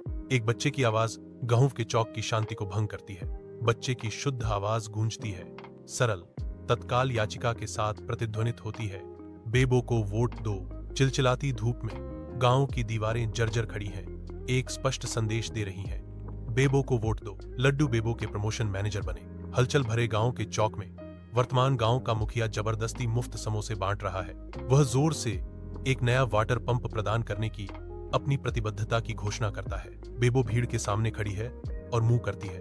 बेबो की जीत पर गांव का चौराहा उत्साह से गूंज रहा है। गांव के सिंहासन पर बैठी बेबो हुक्म के अंदाज में जमीन का मुआयना करती है। एक उदार घोषणा के साथ बेबो ने घोषणा की, सभी को मुफ्त लड्डू बांटो। गांव एक नई सुबह में जागता है। बाबो के उदय के बाद बदलाव आ रहे हैं। गफूर बकरी कपूर में उद्देश्य के साथ प्रवेश करती है। गफूर गांव में और आगे बढ़ता है। गफूर चिल्लाता है, बेबो मैं तुम्हें चुनौती देता हूं। गांव का चौराहा दैनिक जीवन की जीवंत ऊर्जा से जीवंत हो उठता है। गफूर की आवाज चौराहे पर गूंजती है, जो रोजमर्रा की आवाजों को चीरती हुई निकलती है। मैं बेबो को सर्वोच्च ग्राम नेता के पद के लिए चुनौती देता हूं। बेबो गफूर को देखती है। गांव विभाजित खड़ा है, जो टीम बेबो और टीम गफूर के बीच गहरी प्रतिद्वंद्विता का एक दृश्य प्रमाण है। गांव के चौक के हृदय में मंच एक भयंकर प्रतियोगिता के लिए तैयार होने के साथ प्रत्याशा भारी लटकती है। गांव के मैदान में भयंकर रस्साकशी अपने चरम पर पहुंचती है। बेबो की क्रूर शक्ति से गफूर गन्ना के खेत में उड़ जाता है। गफूर गन्ने के खेत में दुर्घटनाग्रस्त हो जाता है। गांव के चौक में बेबो भीड़ के सामने मुंह करती है। भीख खई होकर तालियां बजाने लगती है। गांव के चौक में सूरज चमकता है और हवा में धूल नाचती है। बेबो खई है, उसका सिर थोड़ा हिल रहा है। वह धीरे धीरे जानबूझकर चबाती है। गफूर पराजित होकर अवश्यंभावी के आगे झुक जाते हैं। वह खुद को इन शब्दों के साथ त्याग देता है, बेबो भाग्य है। खड़गपुर में बेबो का शासन शुरू। शासन के एक नए युग की शुरुआत। गफूर मनोरंजन मंत्री की भूमिका निभाते हैं। गांव में खुशी लाने के लिए तैयार है। गांव के चौक में बच्चे खुशी से अभिवादन का आदान प्रदान करते हैं, मुंह मुबारक कहते हुए। बेबो गांव के तालाब में खुशी से छप छप करती है, जो पानी और रोशनी का एक जीवंत नृत्य है। स्कूल के बीच बच्चों की हंसी बेबो की चंचल भावना के साथ शुद्ध आनंद के नृत्य में गुंथी हुई है। स्कूल बेबो की चंचल हरकतों और बच्चों की खुशी भरी चीखों की आवाजों से गूंजता है। बेबो के ध्यान का केंद्र बनते ही गांव खुशी से झूम उठता है। गांव के चौक के हृदय में बेबो लंबी खड़ी है, ग्रामीणों को संबोधित करते हुए। खड़गपुर गांव खुले आसमान के नीचे एक झूठी शांति में लौट आया है। राणा के का गांव एक क्लासिक पंजाबी फिल्म के दृश्य की तरह खुलता है, जहां गधे स्वतंत्र रूप से घूमते हैं। राणा फजल हुसैन अपनी 125 मोटरसाइकिल पर गांव में घूमते हुए प्रवेश करते हैं। राणा कमरे में चारों ओर देखता है। उसके चेहरे पर चिंता की लकीरें खिंची हुई हैं। वह अपनी पत्नी की ओर मुड़ता है, जो टहल रही है। मिस पिंगू कहाँ है? राणा ने चिंता से भरी आवाज में पूछा। राणा की पत्नी जवाब देती है, वह वहीं होगी जहां वह हमेशा होती है। राणा जवाब देते हैं, मिस पिंगू सिर्फ कोई मुर्गी नहीं है। अथक धूप में राणा मिस पिंगू को खोजने के लिए गांव के चारों ओर देखता है। बिल्लू मियां प्रकट होते हैं और कहते हैं, मैं मिस पिंगू के गायब होने का दर्द समझता हूं। राणा दृढ़ता से जवाब देता है, मुर्गी ढूंढो। मिस पिंगू के लापता होने की खबर सुनकर चौधरी हंसी से लौटपोट हो जाते हैं। वह आदेश देता है कि मिस पिंगू की वापसी के लिए इनाम का वादा करते हुए पर्चे छापे जाएं। पंफलेट घोषणा करते हैं, जो कोई भी मिस पिंगू को वापस लाता है उसे एक उदार इनाम मिलेगा। गांव में शोक है। मिस पिंगू के लापता होने से पूरे इलाके में मातम छाया हुआ है। खाली कक्षाएं चुप्पी से गूंज रही हैं, क्योंकि बच्चे घर पर हैं। उनकी हंसी चिंता से बदल गई है। निराशा के बीच बिल्लू मियां कविता में सांत्वना ढूंढते हैं। उनकी कलम कागज पर खरोंचती है। मंद रोशनी वाले कमरे में चौधरी जमील के साथ चाय पीते हैं। चौधरी जमील को अपनी योजना बताता है, मैंने मिस पिंगू का अपहरण कर लिया है। उसे वापस करके मैं ग्रामीणों का दिल जीतना चाहता हूं। जमील चौधरी की साहसिक योजना को ध्यान से सुनता है। राणा चुपचाप बैठा है। मंद रोशनी वाले कमरे में उसकी भूख गायब हो गई है। बिल्लू मियां श्रद्धा से बोलते हैं, मिस पिंगू एक आध्यात्मिक दृष्टि हो सकती है। राणा झिड़कते हैं, उनकी आवाज तेज है, चुप रहो। राणा के दरवाजे के नीचे एक गुप्त नोट चुपचाप सरकता है, जो एक भयावह संदेश लेकर आता है। नोट में लिखा है कि अगर राणा चुनाव से दूर रहता है तो मिस पिंगू को लौटा दिया जाएगा। बिल्लू मियां गांव में बेतहाशा दौड़ते हैं। उनकी आवाज सुबह की हवा में गूंजती हुई एक व्याकुल चीख है। मुझे एक सपना आया। मिस पिंगू ने मुझसे कहा कि सच्चाई मक्का के खेत में छिपी है। जमील चौधरी को बताता है कि बिल्लू मियां ने मिस पिंगू और एक मक्का के खेत का सपना देखा है। चौधरी ने घोषणा की, हमें मुर्गी को वापस करना होगा। मिस पिंगू घर में घुस जाती है। वह राणा के शयनकक्ष की ओर भागती है। मिस पिंगू को देखकर राणा खुशी से उछल पड़ता है। शोरगुल राणा की पत्नी को उसकी नींद से जगा देता है। कौन सा बच्चा लौटा है? वह पूछती है। उसकी आवाज नींद से भरी हुई है। राणा मिस पिंगू को अपनी बाहों में लिए गांव के चौक में शान से प्रवेश करते हैं। वह एकत्रित ग्रामीणों का सर्वेक्षण करता है। उसके चेहरे पर दृढ़ संकल्प उकेरा हुआ है। राणा ने घोषणा की, वह वापस आ गई है, क्योंकि सत्य हमेशा लौटता है। चौधरी गांव के चौराहे पर पहुंचते हैं। उनके पीछे एक नकली खोज दल चल रहा होता है। वह अचानक रुक जाता है। उसका भाव दृढ़ संकल्प से आश्चर्य में बदल जाता है। मिस पिंगू पहले ही वापस आ गई है। गांव के चौक में बिल्लू मियां घोषणा करते हैं, नकली मक्का को तो सिर्फ मुर्गियां ही पहचान सकती हैं। गांव वाले तालियों की गड़गड़ाहट से फूट पड़ते हैं। उनके हाथ एक साथ तालियां बजाते हैं। राणा गांव से तेजी से गुजरता है। मिस पिंगू कसकर पकड़े हुए है। धूप से सराबोर कमरे में राणा और उनकी पत्नी चाय पर एक शांत पल साझा करते हैं। चीनी मिट्टी के बर्तन की नाजुक खनक शांतिपूर्ण चुप्पी को विराम देती है। धूप पर्दे के माध्यम से बह रही है, उनकी शांत चर्चा को रोशन कर रही है, जिसका विषय मिस पिंगू पर केंद्रित है। चौधरी अपने घर के बाहर उदासी की तस्वीर बने बैठे हैं। बिल्लू मियां गांव में घूमते हैं। उनकी आवाज कविता से गूंजती है। धूप से गांव का चौक गर्म हो जाता है। बच्चे खेलते हैं। उनकी मासूम हौसी हवा में भर जाती है। उनकी आवाजें प्रत्याशा के एक कोरस में मिल जाती हैं। क्या आपने आज मिस पिंगू को देखा है? प्राचीन पत्थर की इमारतें उनके आनंदमय खेलों की मूक गवाह बनकर खड़ी हैं। धूप से सराबोर गांव में गधे स्वतंत्र रूप से घूमते हैं। उनके खुरदेहाती सड़कों पर गूंजते हैं। गांव के दैनिक जीवन की लय के बीच मुर्गियां अप्रत्याशित अधिकार के साथ अकड़ कर चलती हैं। गहरी रात में राणा और उनकी पत्नी नींद में खोए हुए हैं। एक शांत पर्यवेक्षक मिस पिंगू उनके बिस्तर के किनारे पर बैठी है। राणा जागती है। उसके चेहरे पर मुस्कान फैल जाती है। मिस पिंगू को देखकर उसकी आंखें चमक उठती हैं। गांव में राणा और चौधरी के बीच एक और भयंकर टकराव होने से तनाव बढ़ जाता है। बिल्लू मियां एक नई शुरुआत की कल्पना करते हैं। गांव बच्चों की हौसी से जीवंत है। बच्चे मिस पिंगू के बारे में फुसफुसाते हैं। गधे गांव की गलियों में स्वतंत्र रूप से घूमते हैं। मुर्गियां शक्तिशाली ढंग से अकड़ कर चलती हैं, अपने क्षेत्र पर दावा करती हैं। रात के सन्नाटे में राणा और उनकी पत्नी गहरी नींद में सो रहे हैं। मिस पिंगू बिस्तर के किनारे से उन पर नजर रखती हैं। राणा गांव में उठता है। मिस पिंगू को देखकर राणा मुस्कुराता है। राणा और चौधरी गांव में एक दूसरे का सामना करते हैं। बिल्लू मियां खुले आसमान के नीचे एक नया सपना देखते हैं। खुले आसमान के नीचे बच्चे अपने खेल का आनंद लेते हैं, जिससे गांव हंसी खुशी से जीवंत हो उठता है। युवा आवाजों का एक समूह उठता है, उत्साह से भरा हुआ, क्योंकि वे मिस पिंगू के बारे में बात करते हैं। गांव के हृदय में गधे घूमते हैं। मुर्गियां इतराती हैं। मुर्गियां शक्तिशाली ढंग से अकड़ कर चलती हैं। रात के सन्नाटे में राणा और उसकी पत्नी शांति से सो रहे हैं। मिस पिंगू चुपचाप उनके बिस्तर के किनारे से देखती है। राणा जागती है। उसके चेहरे पर एक उज्जवल मुस्कान फैल जाती है। मिस पिंगू को देखकर उसकी आंखें चमक उठती हैं। गांव के हृदय में राणा और चौधरी तीव्र संघर्ष में लगे हुए हैं। बिल्लू मियां एक नया सपना देखते हैं। गांव का चौराहा जीवन से भरपूर है। बच्चों की हंसी हवा में गूंज रही है। धूप जमीन पर नाचती है जब वे एक दूसरे का पीछा करते हैं। उनकी युवा ऊर्जा असीम है। उनकी आवाजें हवा में घुल मिल जाती हैं। मिस पिंगू की फुसफुसाहटें ले जाती हैं। गधे गांव की गलियों में घूमते हैं। मुर्गियां शक्तिशाली ढंग से अकड़ कर चलती हैं। रात के सन्नाटे में राणा और उनकी पत्नी गहरी नींद में सो रहे हैं।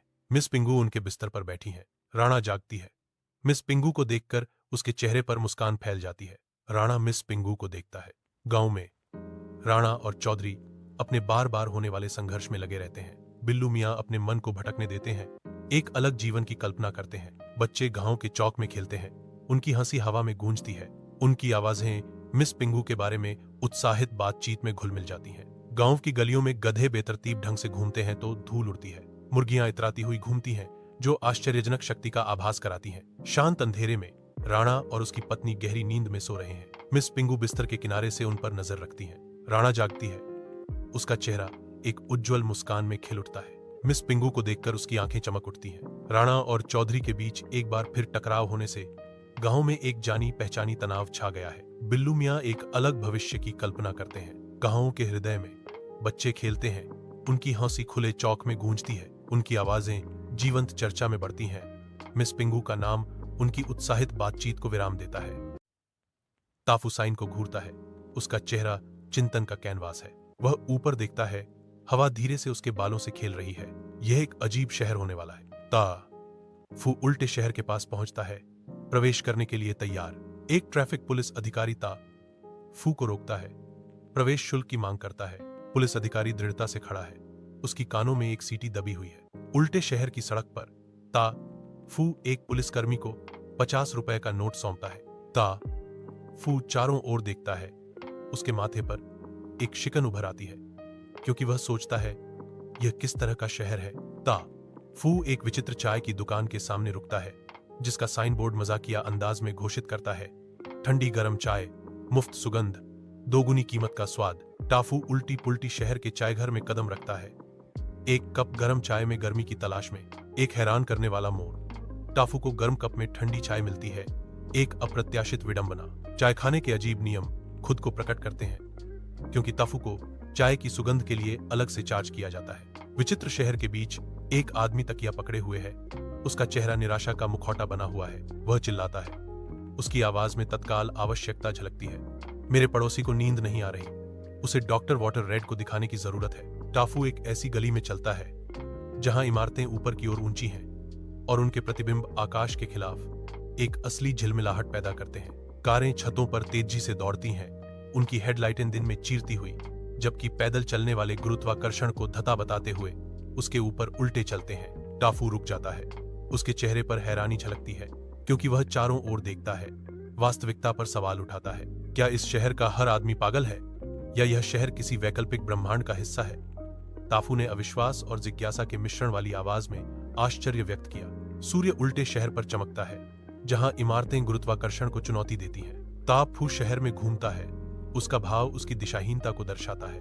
टाफू रुकता है, उसके चेहरे पर एक रहस्योद्घाटन फैलता है। टाफू कहते हैं, मुझे एहसास है कि मुझे उल्टा सोचना भी सीखना होगा, अन्यथा यहां जीवित रहना मुश्किल होगा।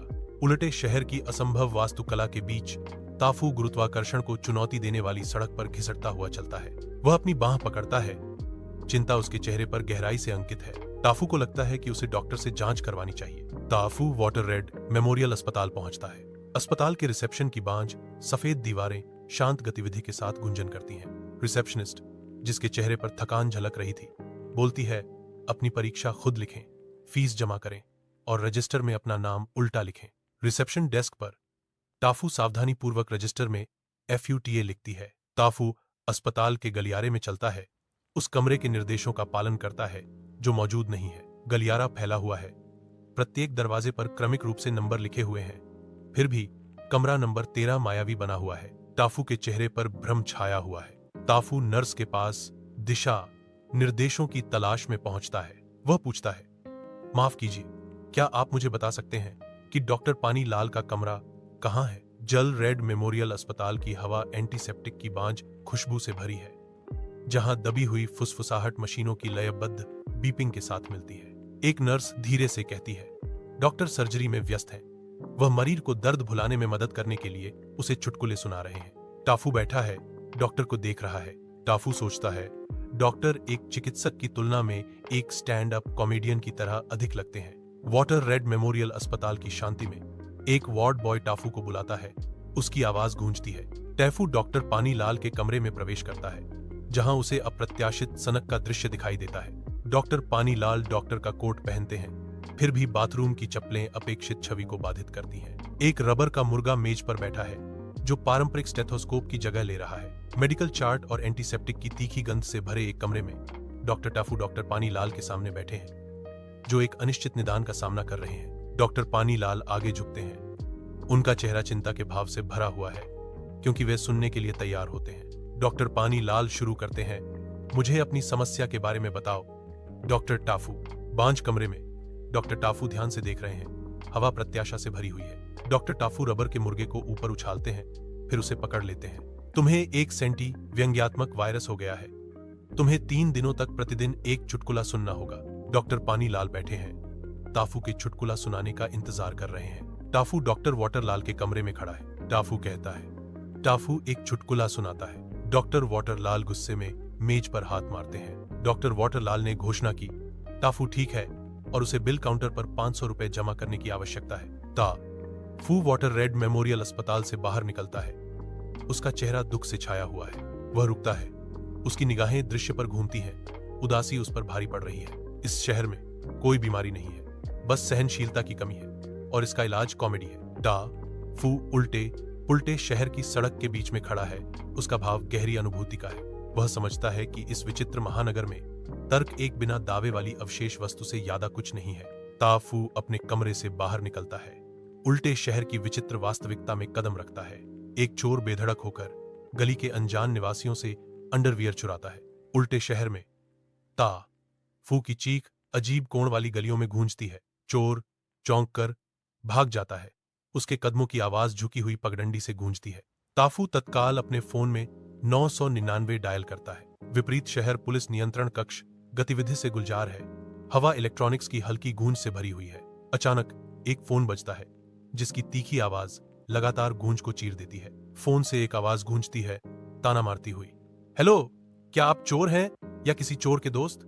शिकायत दर्ज करने के लिए 1 दबाएं, चोर से मिलने के लिए 2 दबाएं। शहर की सड़क पर एक पुलिस जीप गरजती हुई आकर रुकती है। इंस्पेक्टर बिंदास सिंह का आगमन होता है। व्यस्त शहर की सड़क पर इंस्पेक्टर शिकायत के बारे में पूछता है। शहर की सड़क अथक धूप में लगातार ऊर्जा से धड़कती है। अव्यवस्था के बीच इंस्पेक्टर रुकता है।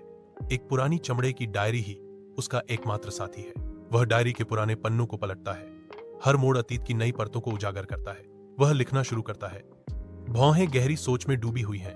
केस अंडरवियर चोर एक्सप्रेस, संभावित सीरियल अंडरवियर अपराधी। इंस्पेक्टर टाफू एक ऐसे शहर में खड़े हैं जहां गुरुत्वाकर्षण तर्क को धता बताता है। उनकी दुनिया उल्टी है। इस असंभव परिदृश्य के बीच इंस्पेक्टर टाफू अटूट संकल्प के साथ घोषणा करते हैं, मुझे शर्म नहीं है कि मैंने एक सार्वजनिक नायक के काम को बर्बाद कर दिया। एक हलचल भरी सड़क का दृश्य सामने आता है जो गुरुत्वाकर्षण को धता बताता है, क्योंकि इमारतें ऊपर से लटकती हैं और लोग उस पर टहलते हैं जो छत होनी चाहिए। इंस्पेक्टर उल्टे शहर के दृश्य को देखता है। चोर के प्रभाव पर विचार करते हुए, चोर एक नायक है क्योंकि हर कोई उसके कारण अपने कपड़े घर के अंदर सुखाता है। चिलचिलाती धूप में उल्टे शहर की गुरुत्वाकर्षण विरोधी वास्तुकला वास्तविकता को चुनौती देती है। एक इंस्पेक्टर खां है। उसकी कठोर दृष्टि फ्रेम से परे किसी पर टिकी हुई है। इंस्पेक्टर के शब्द अवास्तविक माहौल को चीरते हुए बोले, वे उसे तब गिरफ्तार करेंगे जब वह कोई अपराध नहीं करेगा। इंस्पेक्टर के कहने पर शहर ऊपर लटकता है। चोर हमारे ब्रांड एम्बेसडर हैं। स्मार्ट चोर, सुरक्षित शहर अभियान का हिस्सा। टाफू की आंखें गुस्से से चमक रही हैं। एक सिपाही घबराया हुआ और हांफता हुआ घटनास्थल पर पहुंचता है। अंडरवियर चोर ने फिर से हमला किया। सिपाही विस्मय से भरकर कहता है। उसकी आवाज निराशा से भरी हुई है। वह नवीनतम अपराध का खुलासा करता है।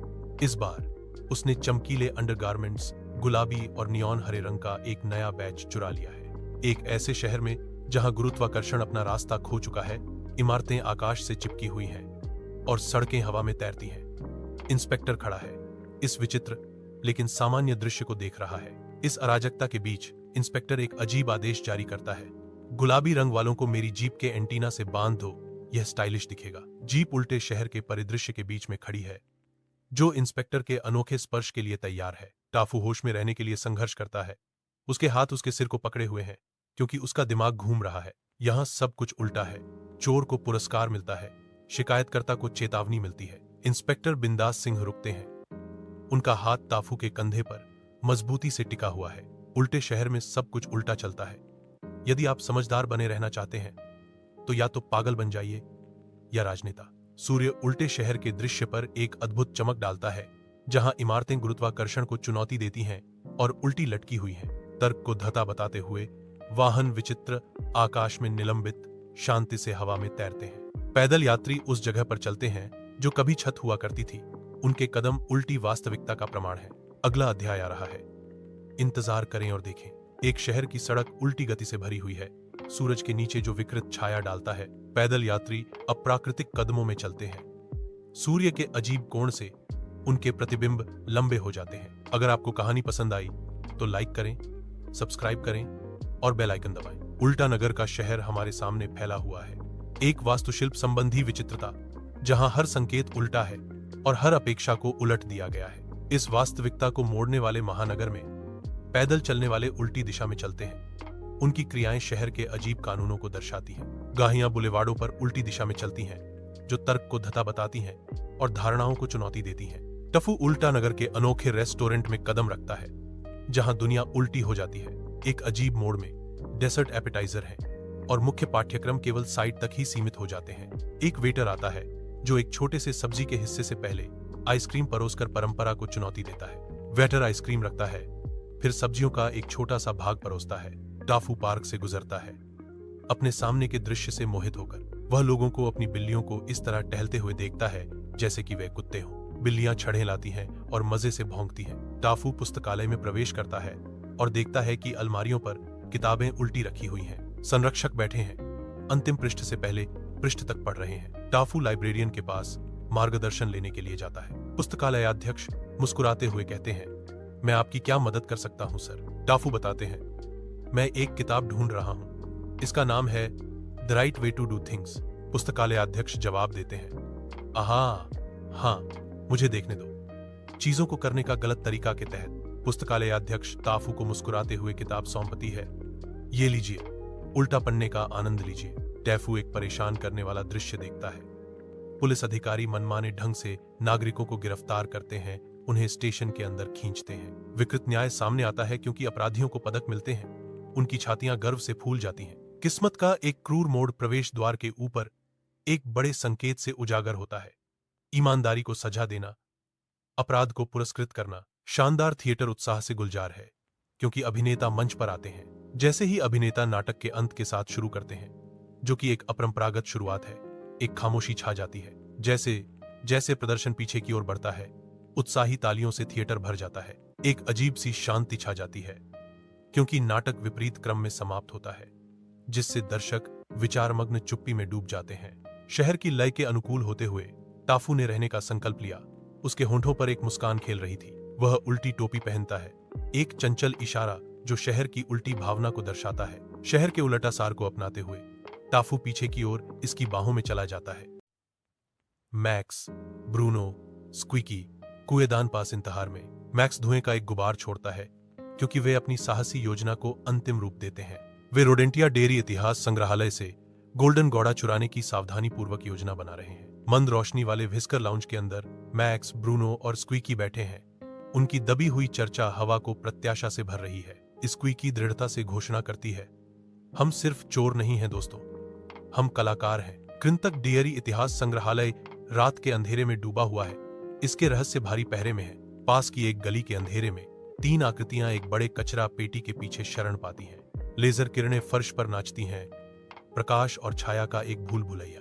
ब्रूनो अनाड़ीपन से एक वेंट में फंस जाता है। उसकी दुर्दशा हर पल और भी बदतर होती जाती है। स्कीकी के फुर्तीले पंजे पनीर वेंडिंग मशीन पर नाचते हैं क्योंकि वह सिस्टम में हैक करता है। अलार्म सिस्टम बंद हो जाता है। उनकी मिशन एक महत्वपूर्ण मोड़ लेने के साथ ही चुप्पी बहरी हो जाती है। मैक्स रोशनदान से संग्रहालय में उतरता है। नीचे लेजर बीमों का एक भूल भुलैया बना हुआ है।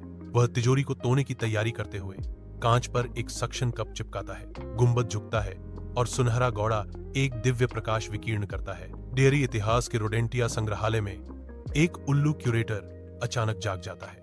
लाल बत्तियां चमकती हैं और सायरन बजते हैं जो अराजकता का संकेत देते हैं। घुसपैठिया अलर्ट, उल्लू क्यूरेटर ने अपनी आवाज में तात्कालिकता भरते हुए कहा। इस कोलाहल के बीच मैक्स चिल्लाता है, टीम रद्द करो, रद्द करो। तीनों एक अंधेरी गली में तेजी से दौड़ते हैं। उनका भागना जरूरी है। एक जाल झट से बंद हो जाता है जो उन्हें बाल बाल बचाता है। रैकून क्लीनर फंसा हुआ है। स्ट्रीट लैंप की मंद टिमटिमाहट में तीनों हांफते हुए रुकते हैं। मैक्स रात के तनाव के बीच अपने बैग से एक गोल्डन गौड़ा निकालता है। एक अंधेरी छत पर एक छायादार आकृति रात में छिपी हुई दुबक रही है। लेंस के माध्यम से आकृति नीचे अपने लक्ष्य को देखती है। आकृति रात में फुसफुसाती है, ठीक है मैक्सी बॉय, मेरा पनीर चुरा रहे हो, देखते हैं तुम कब तक ऊपर रहते हो। गोदाम में तीनों के जश्न मनाने के साथ जीत हवा में लटकी हुई है। ब्रूनो अपनी पीठ के बल लेटा हुआ है, थका हुआ लेकिन संतुष्ट। स्कीकी पनीर के सिक्कों की गिनती करता है। प्रत्येक सिक्का उनकी जीत का प्रमाण है। मखमल अंधेरे से प्रकट होता है। एक चांदी का पंजा भयावह रूप से चमकता है। वेलवेट की आवाज गोदाम में गूंजती है, रिफॉर्म, तुमने कुछ ऐसा लिया है जो मेरा है। धुंधली रोशनी वाले गोदाम में धूल के कण कमजोर धूप में नाचते हैं क्योंकि ब्रूनो मैक्स का सामना करता है। एक सवाल हवा में लटका हुआ है। ब्रूनो पूछता है, क्या वह तुम्हारी पूर्व प्रेमिका है? मैक्स एक विकृत मुस्कान के साथ जवाब देता है, वह और भी बुरी है, वह मेरी पूर्व साथी है। धूल और छिपे रहस्यों को उजागर करते हुए सूरज की रोशनी भूली हुई गोदाम में फैल रही है। वेलवेट की आवाज खालीपन में गूंजती है, हेलो मैक्सी, अभी भी सपने चुरा रहे हो और दिल तोड़ रहे हो? मैक्स ने तीखे और व्यंग्य से भरे शब्दों में जवाब दिया, मैंने अपग्रेड किया है, अब मैं संग्रहालयों में सेंध लगाता हूं। गोदाम में सूरज की रोशनी आ रही है जिससे धूल के कण घूमते हुए दिखाई दे रहे हैं। वेलवेट ने घोषणा की, वह गौड़ा सिर्फ एक ट्रॉफी नहीं है, यह वेलवेटा के वॉल्ट की कुंजी है। ची ची अविश्वास के साथ जवाब देता है, वेलवेटा का वॉल्ट? डेयरी माउंटेन के नीचे पौराणिक पनीर बैंक। गोदाम में धूल के कण चमक रहे हैं। धूप गंदी खिड़कियों को चीर रही है। वेलवेट की आवाज विशालकाय जगह में गूंजती है, बस इतना ही, और मुझे वह पनीर चाहिए। मैक्स दृढ़ रहता है, जवाब देता है, कोई मौका नहीं। अदृश्य लेजर उनकी छाती को निशाना बनाती हैं और उन्हें लाल रंग से रंग देती हैं। छाया से टक्सीडो पहने छिपकली निकलती हैं। उनकी पनीर कसने वाली बंदूकें खतरनाक रूप से चमकती हैं। वेलवेट की तीखी आवाज चुप्पी को चीरती है, मैं पूछ नहीं रही हूं डार्लिंग। ब्रूनो गुर्राता है। एक धीमी गड़गड़ाहट विशाल जगह में गूंजती है। इसकी की एक चम्मच लहराता है, धातुमंद रोशनी में चमक रही है। मैक्स कूलर को पकड़ लेता है। उसके चेहरे पर दृढ़ संकल्प अंकित है। कचरा ट्रक के एक गोदाम की दीवार से हिंसक रूप से टकराने से अराजकता फैल गई। नैनी पिकल्स, शहर की सबसे सख्त पग, ड्राइवर की सीट से आदेश देती है, अंदर आओ, तुम सार्डिन चूसने वाले बदमाश। मैक्स, ब्रूनो और स्क्वीकी कचरा ट्रक में चढ़ते ही काम करने के लिए तैयार हैं। कचरा ट्रक गरजता हुआ शुरू होता है। पीछे हटते समय धुआं और मछली की हड्डियां उगलता है। पनीर से बनी गोलियां उड़ती हैं जो शहर की दीवारों से टकराकर चकनाचूर हो जाती हैं। मखमली अराजकता के बीच खड़ा है। उसका चांदी का पंजा सुबह की रोशनी पकड़ रहा है। सूर्य की निगाहों के नीचे खाली सड़क पर छायाएं खिंचती हैं। वेलवेट की आवाज दृढ़ संकल्प और चुनौती के मिश्रण के साथ गूंजती है, भागो मैक्सी, जितना हो सके भागो, लेकिन वह पनीर मेरा है। नानी पिकल्स कचरा ट्रक के अंदर दुष्टता से हंसती है। ब्रूनो सोचता है, वह इतनी डरावनी क्यों है? कचरा ट्रक के अंदर हवा कचरे की दुर्गंध से भारी है, क्योंकि धूप गंदी खिड़कियों से निकलने के लिए संघर्ष करती है। मैक्स झुके हुए बैठे हैं। चिंता उनके चेहरे पर उकेरी हुई है, क्योंकि वे चेतावनी देते हैं, क्योंकि वेलवेट सिर्फ चीजें नहीं चुराती, वह उसे विफल करने वाले किसी भी व्यक्ति को नष्ट कर देती है। स्कीकी की भौहें चिंता से सिकुड़ जाती हैं। वह पूछता है, तो अब हम क्या करें? मैक्स गोल्डन ध्यान से गौड़ा को देखता है। उसकी निगाहों में दृढ़ संकल्प और प्रत्याशा का मिश्रण है। वह खिड़की से बाहर देखता है। ध्यान भंग होने का एक क्षणिक पल, इससे पहले कि वह अपने काम पर फिर से ध्यान केंद्रित करे। मैक्स गोल्डन अटूट संकल्प के साथ घोषणा करते हैं, हम पहले वेलवेटा का वॉल्ट ढूंढते हैं और हम इसे तोड़ते हैं। कचरा ट्रक का अंदरूनी भाग तंग है और कचरे की बदबू से भरा है। नैनी पिकल्स दुर्गंध से घिरी हुई अविश्वास में मैक्स की ओर मुड़ती है, तुम पागल हो। मैक्स गंदगी से बेपरवाह एक अटूट मुस्कान के साथ जवाब देता है, बिल्कुल। मैक्स, ब्रूनो और स्क्वीकी व्हिस्कर लाउंज के बाहर इकट्ठा होते हैं। लाउंज का नियॉन साइन सड़क को एक जीवंत चमक में नहलाता है। मैक्स ने घोषणा की, हमें वेलवेटा का वॉल्ट ढूंढना होगा। शांत पुस्तकालय में 3 आकृतियां ऊंची अलमारियों के बीच बैठी हैं। उनकी परछाइयां नरम रोशनी में नाच रही हैं। एक आकृति रुकती है। उनकी आंखों में उत्साह की चमक होती है, क्योंकि वे वेलवेटा के महान स्क्वीकी वॉल्ट के बारे में एक किताब खोजते हैं। सीवर की गहराई में 3 आकृतियां अज्ञात में प्रवेश करती हैं। उनकी सिलहुट मंद रोशनी वाली दीवारों के विपरीत तेज है। जैसे ही वे एक छिपे हुए मार्ग की तलाश करते हैं, हवा प्रत्याशा से भरी होती है। छायाएं उनके चारों ओर नाचती हैं। टिमटिमाती रोशनी उनके चेहरों पर एक भयानक चमक डालती है, जो दृढ़ संकल्प और आशंका का संकेत दिखाती है। 3 आकृतियां डेरी माउंटेन पर पहुंचती हैं। उनका मिशन रहस्य में डूबा हुआ है। वे वेलवेटा के पौराणिक तिजोरी की तलाश शुरू करते हैं। तीनों वेलवेटा के वॉल्ट में कदम रखते हैं, जो पनीर से भरा एक भूमिगत बैंक है। वेलवेटा तिजोरी में घुसती है। उसके गुर्गे पीछे पीछे आ रहे हैं। मुझे वह पनीर चाहिए। वेलवेटा के वॉल्ट के अंदर मैक्स, ब्रूनो और स्क्वीकी वेलवेटा और उसके गुर्गों के साथ भयंकर युद्ध में शामिल होने पर अराजकता फैल जाती है। ब्रूनो दहाड़ता है, एक वार को चकमा देता है, क्योंकि वह एक और गुर्गे के खिलाफ जवाबी हमला करता है। ची ची करने वाला, फुर्तीला और तेज, पकड़ से बचता है, तेजी से लात मारता है। वेलवेटा एक दुर्जेय शक्ति, लंबी खड़ी है। उसकी आंखें दृढ़ संकल्प के साथ चमक रही हैं, क्योंकि वह एक हमले को विफल करती है। नैनी पिकल्स एक कचरा ट्रक में आती है। एक दुर्जेय उपस्थिति।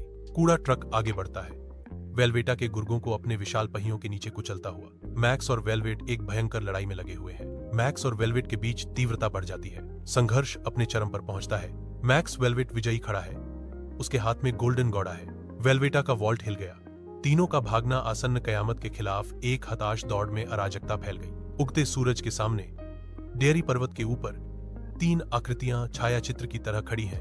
उनके आकार भोर से रेखांकित हैं। वे चुपचाप खड़े हैं, जागती हुई दुनिया को देख रहे हैं। सूर्य के प्रकाश में नहाए हुए मैक्स और ब्रूनो डेयरी पर्वत के ऊपर विजयी होकर खड़े हैं। मैक्स गर्व से भरा हुआ घोषणा करता है, हमने कर दिखाया। ब्रूनो उम्मीद से चमकती आंखों के साथ पूछता है, क्या इसका मतलब है कि हम अमीर हैं? सूर्य का प्रकाश डेयरी पर्वत की बर्फ से ढकी चोटियों को एक चमकदार चमक में नहलाता है। चींची निश्चितता से घोषित करती है, हम किंवदंतियां हैं। ग्रैनी पिकल्स तीखे स्वर में जवाब देती हैं, तुम लोगों ने गलत बिल्ली को छेद दिया है। डेरी माउंटेन की लुढ़कती पहाड़ियों पर धूप छा जाती है, जहां हवा ताजी और शुद्ध होती है। मैक्स शिखर पर खड़ा है, ताजी हवा में सांस ले रहा है और बड़बड़ाता है। हमेशा की तरह तीनों विस्कर लाउंज में इकट्ठा होते हैं। उनके चेहरे जीत से लाल हो रहे हैं। मंद रोशनी वाले लाउंज में मैक्स, ब्रूनो और स्क्वीकी एक साथ अपने गिलास उठाते हैं। मैक्स ने घोषणा की, दोस्तों के लिए जो किंवदंती बन गए हैं। मंद रोशनी वाले व्हिस्कर लाउंज में आकृतियों के जश्न मनाने पर हंसी और खुशी गूंजती है। व्हिस्कर तिकड़ी व्हिस्कर लाउंज से बाहर निकलती है, रात के अंधेरों में घुल मिल जाती है। पोर्टोपोलिस की रोशनी टिमटिमाती है। रात में एक प्रकाश स्तंभ इसकी की तल्लीन होकर बैठा है और वेलवेटा के वॉल्ट के बारे में ध्यान से पढ़ रहा है। गहरे सीवरों में 3 आकृतियां भूल भुलैया में उतरती हैं। उनकी हर आहट भूमिगत रास्तों में गूंजती है। लालटेनें अंधकार को चीरती हैं। उनकी किरणें नम दीवारों पर नाचती हुई एक छिपे हुए मार्ग की तलाश करती हैं। नीची छत से लगातार पानी टपक रहा है और भारी हवा में फफूंदी और क्षय की गंध आ रही है। 3 लोग डेरी माउंटेन पर पहुंचते हैं। वे वेलविटा के वॉल्ट का प्रवेश द्वार खोजने की खोज शुरू करते हैं। पहाड़ अपनी पथरीली सतह के भीतर रहस्यों को छुपाता हुआ मंडरा रहा है। आंकड़े छिपे हुए तिजोरी का पता लगाने के लिए दृढ़ संकल्पित होकर अपनी चढ़ाई शुरू करते हैं। 3 लोग वेलविटा के वॉल्ट में कदम रखते हैं, जो पनीर से भरा एक भूमिगत बैंक है। मैक्स, ब्रूनो और स्क्वीकी इकट्ठे होते हैं, अटूट बंधन के लिए गिलास ऊंचे उठाकर टोस्ट करते हैं। मैक्स ने घोषणा की, दोस्तों के लिए जो किंवदंती बन गए हैं। वे गिलास टकराते हैं। वेलवेटा के गुंबद में दोस्ती की एक सिम्फनी गूंजती है। तिजोरी में रखे सुनहरे तरल से भरे गिलास चमक रहे हैं।